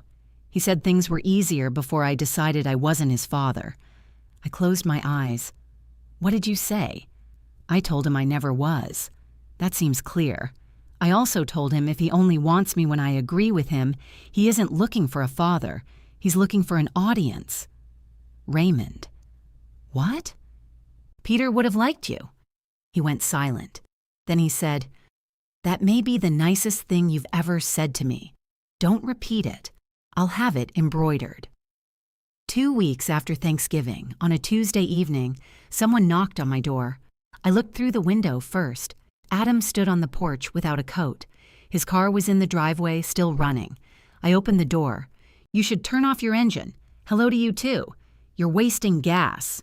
He went back to the car, shut it off, and returned. Can I come in? Yes. He stepped inside. He carried nothing. No casserole dish, no folder, no coffee, no object that could explain his presence. Is Melissa with you? I asked. No. Is everything all right? We're fine. I waited. He looked past me toward the kitchen. Can we sit? We sat at the dining table. The table seemed to have become the official site of every conversation nobody wanted. Adam rested his hands in front of him. He wore no watch. I owe you an apology, he said. Yes. He gave a short laugh. You could make this easier. I could. He nodded, looking down. I told Ray you didn't want Dad mentioned because I didn't want Dad mentioned. I know. I told myself it was for you. I thought if people talked about him, you'd cry and then everyone would look at me like I was supposed to do something. You might have hugged me, I know, terrifying. I thought if you got upset, it would become my job to fix it, and I couldn't. So you made everything else my job. His jaw tightened, but he nodded. The welcome bags, the dinner, his relatives, Dad's picture. I kept giving you the things I didn't want to hold. Yes. And then I put Ray where Dad was supposed to be because Ray was easy. Raymond is not easy. He owns a karaoke machine." Adam smiled faintly. "He didn't know me well enough to be disappointed in me," he said. There it was. He looked toward the shelf where Peter's photograph stood. "The last real conversation Dad and I had was about the wedding," he continued. "He said we were spending too much. He said Raymond was showing off. He said I was letting Melissa's family buy decisions. He told me something similar. I said at least Ray knew how to be happy for us. I said nothing." Adam's fingers curled against the table. Dad said, "Maybe you should let him be your father then."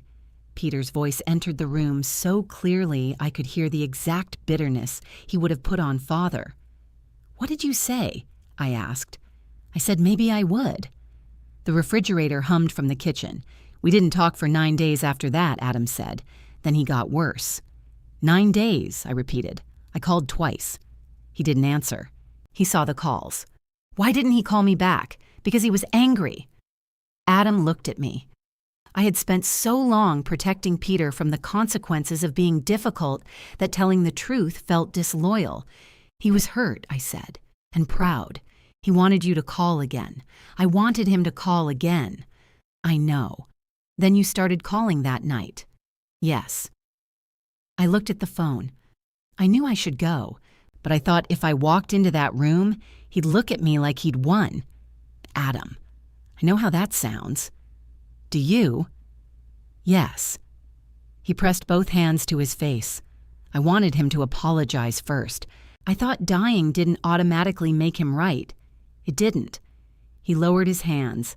I went home because I was angry. Then you called at 4, and suddenly the argument was over, but I was still in it. His voice broke. I waited. Ray didn't know any of that, he said. Ray just liked me. So I let him become the father who was happy for me. Then every time Dad came up, I felt like somebody was asking why I hadn't gone that night. No one knew. I knew. His eyes filled. I made you the grieving widow who couldn't move on because it sounded better than being the son who didn't show up. I looked at Peter's photograph. My anger had lived so long inside certainty that hearing the truth did not release it. It changed its shape. You missed the chance to see him, I said. That was your choice. Adam nodded.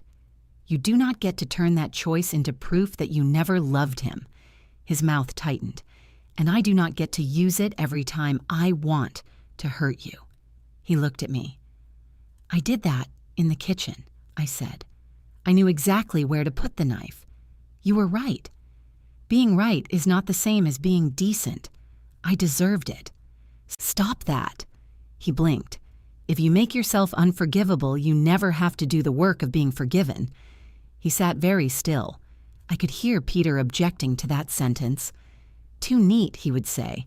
People aren't hardware. Stop trying to tighten everything. I'm sorry about the wedding, Adam said. Not just the chair.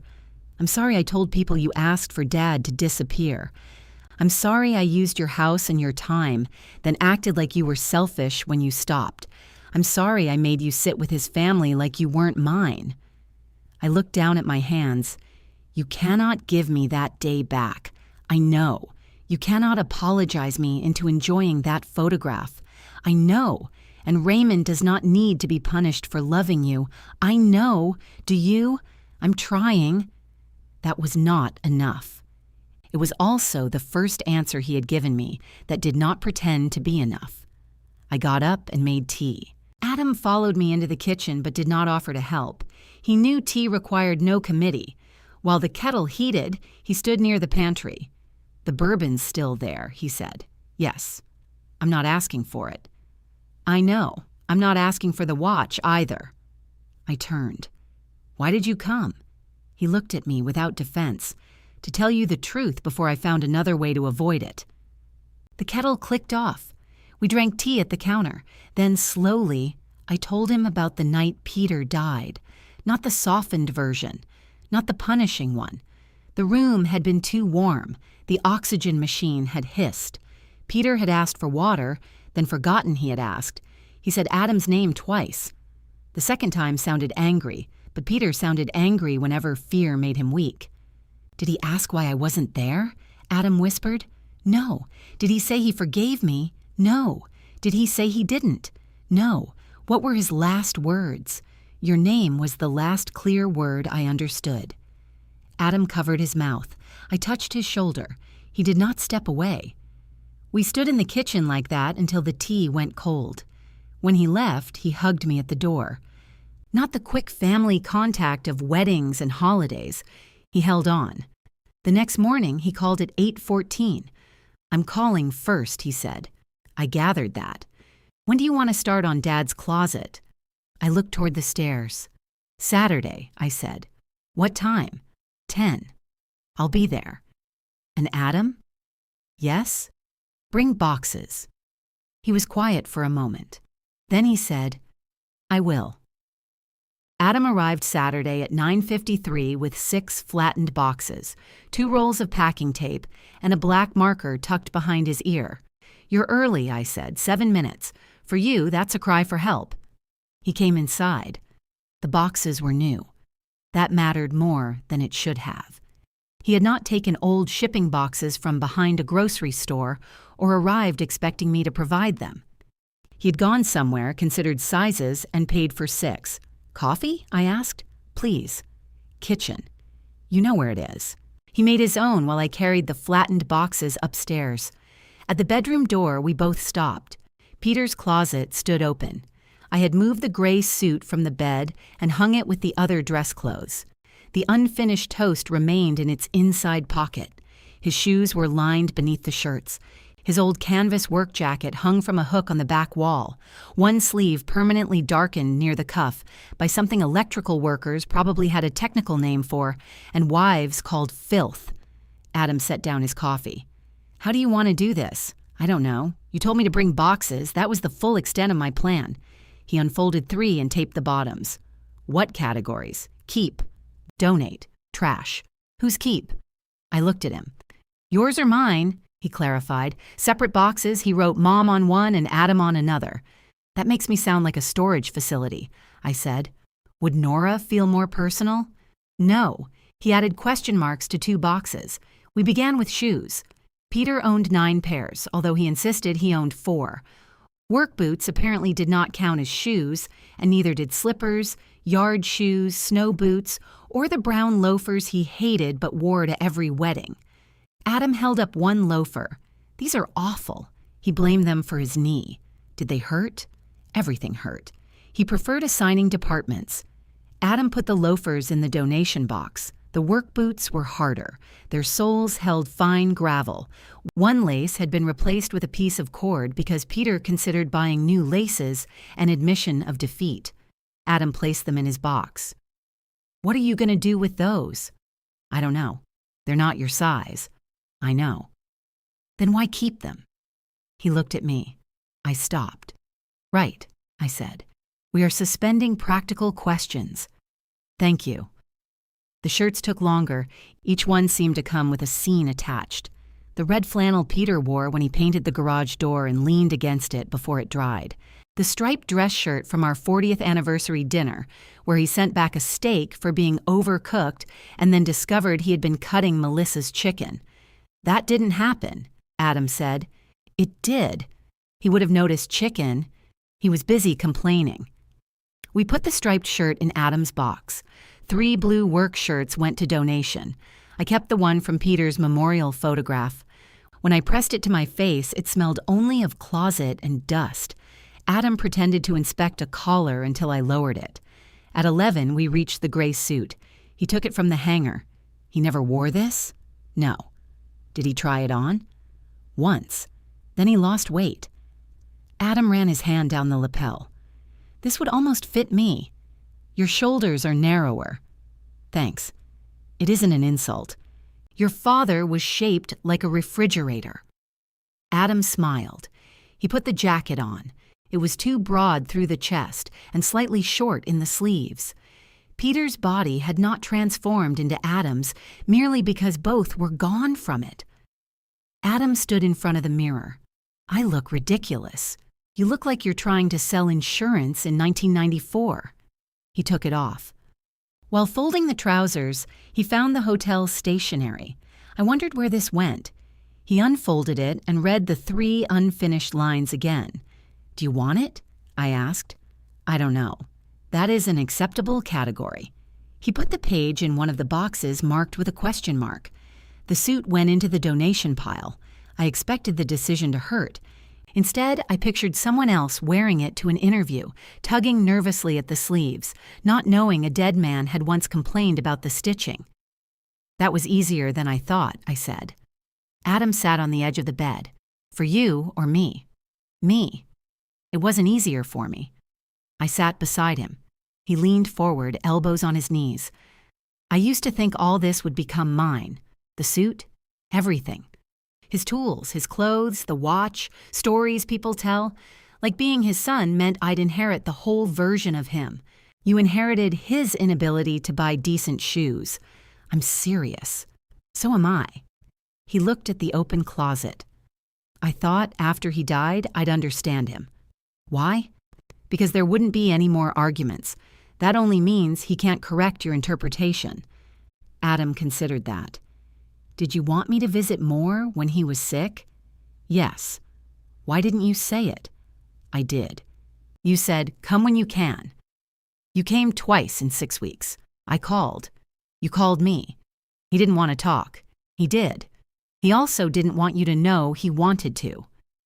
Adam rubbed his palms together. "You could have told me he was asking. I could have. Why didn't you?" "Sometimes I was protecting him. Sometimes I was protecting you.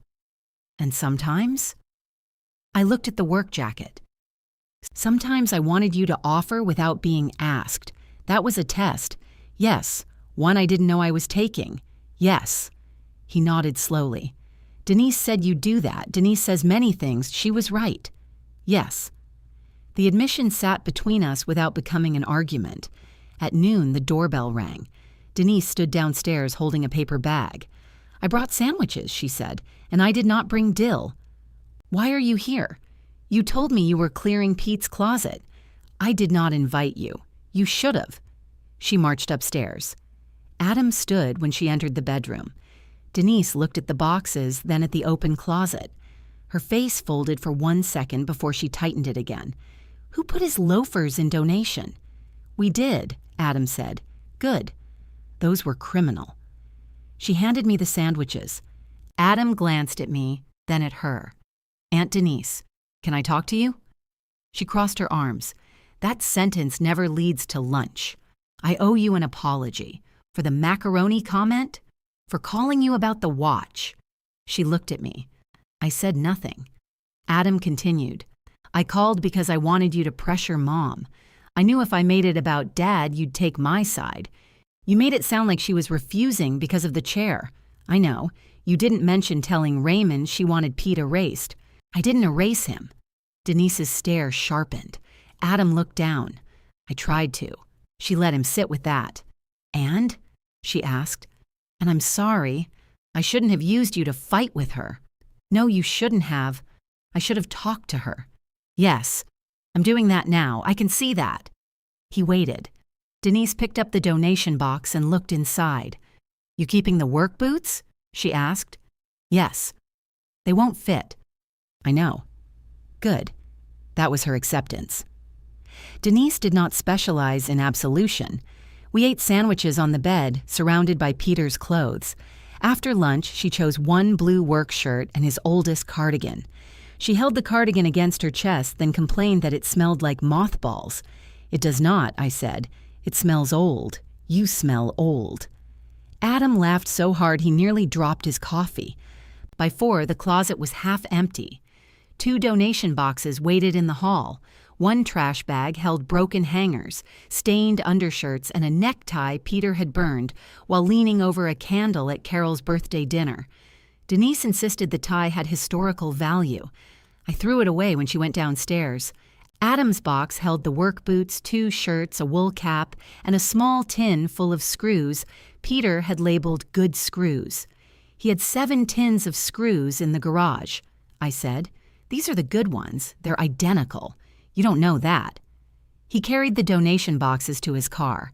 Denise took her cardigan and left after making me promise not to dispose of Peter's tools without consulting her, though she had never used a screwdriver correctly in her life. Adam returned upstairs for his box. At the bedroom door, he looked back at the closet. "You want to finish next week?" "Yes." "Same time?" 10. "I'll call first. That would be best." Downstairs, Melissa waited on the porch. She had arrived without coming in, letting Adam finish what he had started. In her hands was a flat package wrapped in brown paper. "The photographer sent a few prints," she said. "I thought you might want this one." Inside was the photograph of Adam and me dancing at the wedding. He was turned partly away from the camera, but my face was visible over his shoulder. I did not look angry or abandoned. I looked tired, tender, and older than I felt. "It's honest," Melissa said. I glanced at her. She gave a small shrug. "I've been thinking about that word. Thank you." We put Peter's memorial picture in the album. Adam shifted his box to the other arm. "That was Melissa's choice," he said. "Ours," she corrected. He nodded. "Ours." I set the photograph on the dining table. "An album is not an apology," I said. "I know," Adam replied. "And including your father's picture doesn't repair what happened. I know, but it belongs there." "Yes." He did not argue. At the car, Melissa opened the trunk for his box. Adam placed it inside, then came back toward me. "Ray invited us to dinner tomorrow," he said. "That sounds nice." "I'm going." I assumed. I told him I was sorry, too. For what? Making him compete with a dead man and then blaming him when he stopped. What did he say? He said he'd forgive me if I helped move the table back. That sounds like Raymond. Adam kissed my cheek. After they drove away, I carried the wedding photograph upstairs. I opened my underwear drawer and removed Peter's watch from beneath the folded handkerchief. The steel band was cold in my palm.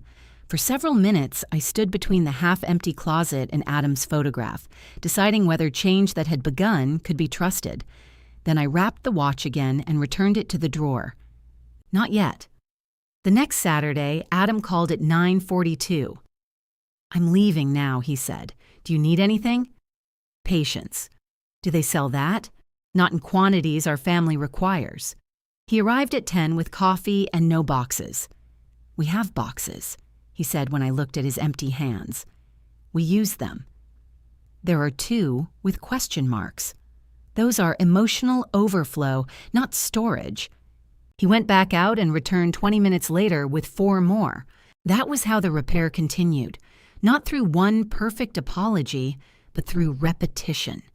He called. He arrived. He brought what he said he would bring. When he was late, he admitted he was late instead of arguing with the clock. We finished the closet that afternoon. Adam kept Peter's canvas work jacket but returned the boots to the donation pile. "They're starting to smell," he said. "They started in 2003. I kept 4 shirts, the gray wool sweater Peter wore every winter, and the blue tie from our anniversary photograph. The rest went into boxes. At the bottom of the closet, behind a stack of folded blankets, we found a plastic shopping bag filled with old belts. "Why?" Adam asked. "Your father believed belts could be repaired. Can they?" "I don't know. He never repaired one." We threw them away. The final object was Peter's brown shoehorn. It was long, wooden, and shaped like a canoe paddle. He had bought it after his back began hurting and then refused to use it because bending over to retrieve the shoehorn defeated its purpose. Adam held it up. "Keep, donate, or trash. Weapon." He put it in his box. When the closet was empty, I wiped the shelves with a damp cloth. Dust gathered in pale lines against the rag. Adam stood in the doorway. "What are you going to put in here?" "My clothes. You have a whole other closet. I had half a closet. Your father had a whole other closet." He looked at the empty shelves as if this were new information. I carried my winter coats across the room and hung them where Peter's work shirts had been. The hangers clicked against the metal rod. Nothing terrible happened. We drove the donation boxes to a church collection center together. A man with a red knit cap loaded them onto a cart without knowing what they contained. He did not pause over the gray suit. He did not ask whether the loafers had hurt Peter's knee. The cart rolled through a pair of double doors and disappeared. In the car, Adam gripped the steering wheel. "You okay?" I asked. "No, neither am I." We sat there until a truck pulled up behind us and needed the space. On the way home, Adam stopped at a diner. We ate grilled cheese sandwiches at the counter. He told me Raymond had made him move the dining table 3 times before admitting the original position was best. "He enjoyed it," I said. "He absolutely did." "Did you apologize?" "Yes, properly." He made me repeat it without the word, "but." That sounds like Raymond. He also said if I ever call him the sonless father I needed, he's charging me rent for emotional occupancy. I may start liking him more than you. I think he likes you more than me. Healthy competition. Christmas came without a seating crisis. I hosted dinner, but I did not cook all of it. Denise brought macaroni and cheese without green flecks. Melissa made vegetables. Adam roasted the meat and cleaned the kitchen afterward. Raymond and Carol came for dessert, along with Vince, whose mustache wore powdered sugar for most of the evening without his knowledge. Peter's name came up. No one lowered a voice. Raymond told a story about the first time Peter inspected his new grill and identified 6 design flaws before accepting a hamburger. Adam laughed. Then he added the part Raymond had omitted, where Peter went home, researched the grill, and emailed him a diagram for fixing the heat distribution. "He liked you," Adam said. Raymond looked at me. "I've been told." I pointed a fork at him. "You promised not to repeat that." Adam looked between us. "When did Mom say Dad liked you?" "Privileged communication," Raymond replied. "For a man who talks constantly, you're very secretive. That is how I maintain mystery." The wedding album arrived in January. Adam and Melissa brought it to my house in a cloth bag, along with dinner from Bellini's. We ate at the dining table and looked through the photographs 1 page at a time. There was the arbor, the vows, Raymond's toast, the family portrait with me near the edge. The photographer had not moved me inward after the fact. I was glad. The photograph remained what it had been, evidence of a day when my son had wanted me present but not central, loved but manageable. Forgiveness did not require me to call it anything else. 2 pages later, Peter's memorial photograph appeared beside a wide shot of the ceremony. Not enlarged, not decorated with a quotation, simply included among the things that had been there. Then came the photograph of Adam and me dancing. Melissa watched my face. "It's good," I said. "Accurate?" Adam asked. "Yes." He smiled. Before leaving, Melissa asked if I still had the framed print she had given me. "It's upstairs. You don't have to display it." "I know." She nodded. That was another change. People had stopped telling me what objects were supposed to mean. On Peter's birthday, I invited Adam for dinner. "Just me?" he asked. "Melissa, too. I meant anybody else." "No. What should we bring?" "Nothing. You're abandoning the system." "Bring ice." They arrived with 2 bags of ice and a chocolate cake Peter would have complained was too rich before eating a second piece. After dinner, I took the bourbon from the pantry. Dust still coated the shoulders. Adam watched me carry it to the table. "You sure?" he asked. "No." I broke the seal anyway. Peter had chosen a smoky bourbon that tasted like someone had filtered a campfire through an expensive shoe. Adam took 1 sip and coughed. "This is terrible. He spent $80 on it. He got robbed. He would have blamed me." Melissa added water to hers. "Should we say something?" Adam looked at the glass. "My father was difficult," he said. I waited. He was loyal, critical, funny when he wasn't trying to be, and usually not funny when he was. He could make advice sound like an indictment. He loved us. He did not always know how to make that feel good. He looked at me. I loved him. I was angry at him. I didn't go when I should have. I can't change that. "No," I said. He swallowed. "But I can stop changing the story." We lifted our glasses. "To Peter," Melissa said. "To the show turkey," I added. Adam laughed. We drank enough to honor Peter and not enough to become him. The bottle remained in my pantry, no longer waiting for a wedding. By spring, Adam had taken responsibility for Peter's relatives so thoroughly that Len began calling him with questions I was certain Len already knew the answers to. Margaret mailed him another photograph. Denise asked him to help inventory Peter's tools, then kept half of them despite being unable to identify a socket wrench. Adam did not report each act of improvement to me. That may have been the most convincing improvement of all. He and Melissa still argued. I knew because they were married and because Melissa occasionally arrived for dinner with the calm expression of a woman who had counted backward from 10 and discovered 10 was insufficient. She did not recruit me. Once, while she and I were washing dishes, she said, "He apologized for something before I pointed it out. Is he ill?" I checked his temperature. We laughed. I kept going to movies with Claudia. Sunday dinner stopped being an automatic weekly service and became something we planned. Sometimes Adam and Melissa came to my house. Sometimes I went to theirs. Sometimes I had other plans. No one died from uncertainty. Once a month, Adam came to my house early and cooked. The first time, he made pasta and used every pot I owned. "You know, one of these could have boiled the noodles and held the sauce," I said. "That sounds unsanitary. It sounds like fewer dishes. You're criticizing how I cook. I am honoring your father." He threw a dish towel at me. By the third month, he had learned where everything belonged. He brought groceries, cooked dinner, and cleaned the kitchen. Melissa arrived after work.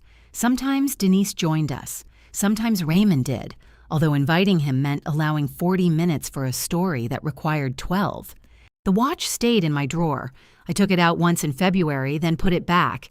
Again in March. I was not waiting for Adam to earn Peter. A father was not a prize for improved behavior. I was waiting until the watch stopped feeling like a verdict. On an ordinary Sunday in April, Adam stood at my stove stirring sauce while complaining that the wooden spoon was too short. It is a standard spoon. It's a breakfast spoon. There is no such category. There should be. I went upstairs. Peter's watch lay wrapped in the same handkerchief at the back of my drawer. I carried it down and placed it beside Adam's cutting board. He stopped stirring. For several seconds, neither of us spoke. "What's this?" he asked. "You recognize it." "I mean, why?" "Because it belongs with you now." He did not touch it. "Are you sure?" "No." He looked at me. "Certainty is overrated," I said. "Your father was certain about everything, and he was wrong at least 40% of the time. Higher. Do not insult the man whose watch I'm giving you." Adam picked it up carefully. The steel band opened in his hands. "I didn't come for this," he said. "I know. I stopped expecting it. I know that, too." He ran his thumb over the scratch in the crystal. "I thought if I wore it at the wedding, it would mean Dad was with me. It would have meant you were wearing a watch. That's what you thought?" "No. That's what I was trying to think." He looked toward the shelf where Peter's photograph sat beside the bent glasses. "What does it mean now?" he asked. "It means your father wore it for 20 years, and now you can. The rest is your responsibility." He fastened it around his wrist. The band hung slightly loose. "I need a link taken out." He would be offended. His wrists were enormous. Refrigerator. Adam smiled, but his eyes filled. He hugged me with the watch, cool against my back. I held him until the sauce began making dangerous sounds on the stove. "Your father would never forgive us if you burned dinner," I said. "He'd blame the spoon, obviously." Melissa arrived at 6 with bread and a bottle of wine. Adam set the table while I grated cheese. I watched him move around the dining room, opening the correct drawer for napkins, finding the trivets without asking, placing 3 plates. He put one at the head of the table. Peter's chair. For a moment, I thought he intended to sit there. Instead, he pulled it out for me. I stopped. "My seat is over there," I said, pointing to the chair I had used for most of my marriage. "I know." "Then why did you put me here?" He rested one hand on the back of Peter's chair. The watch showed beneath his cuff. At the wedding, I thought Dad's place was a job somebody had to fill, he said. A toast, a chair, a man standing beside me. Melissa stood quietly in the kitchen doorway. Adam looked at the table. Ray can be my father-in-law. Dad can be dead and still be my father. Nobody has to move into his place. I touched the chair's worn wooden arm. Then why am I sitting here? Because this isn't about his chair. He looked at me. It's about making room for you. I should never have taken yours away. There were answers I could have given. I could have reminded him that one dinner did not repair a wedding. I could have told him a chair was still only a chair. I could have warned him not to turn another gesture into a substitute for the daily work of loving people when they were difficult. He already knew. I sat,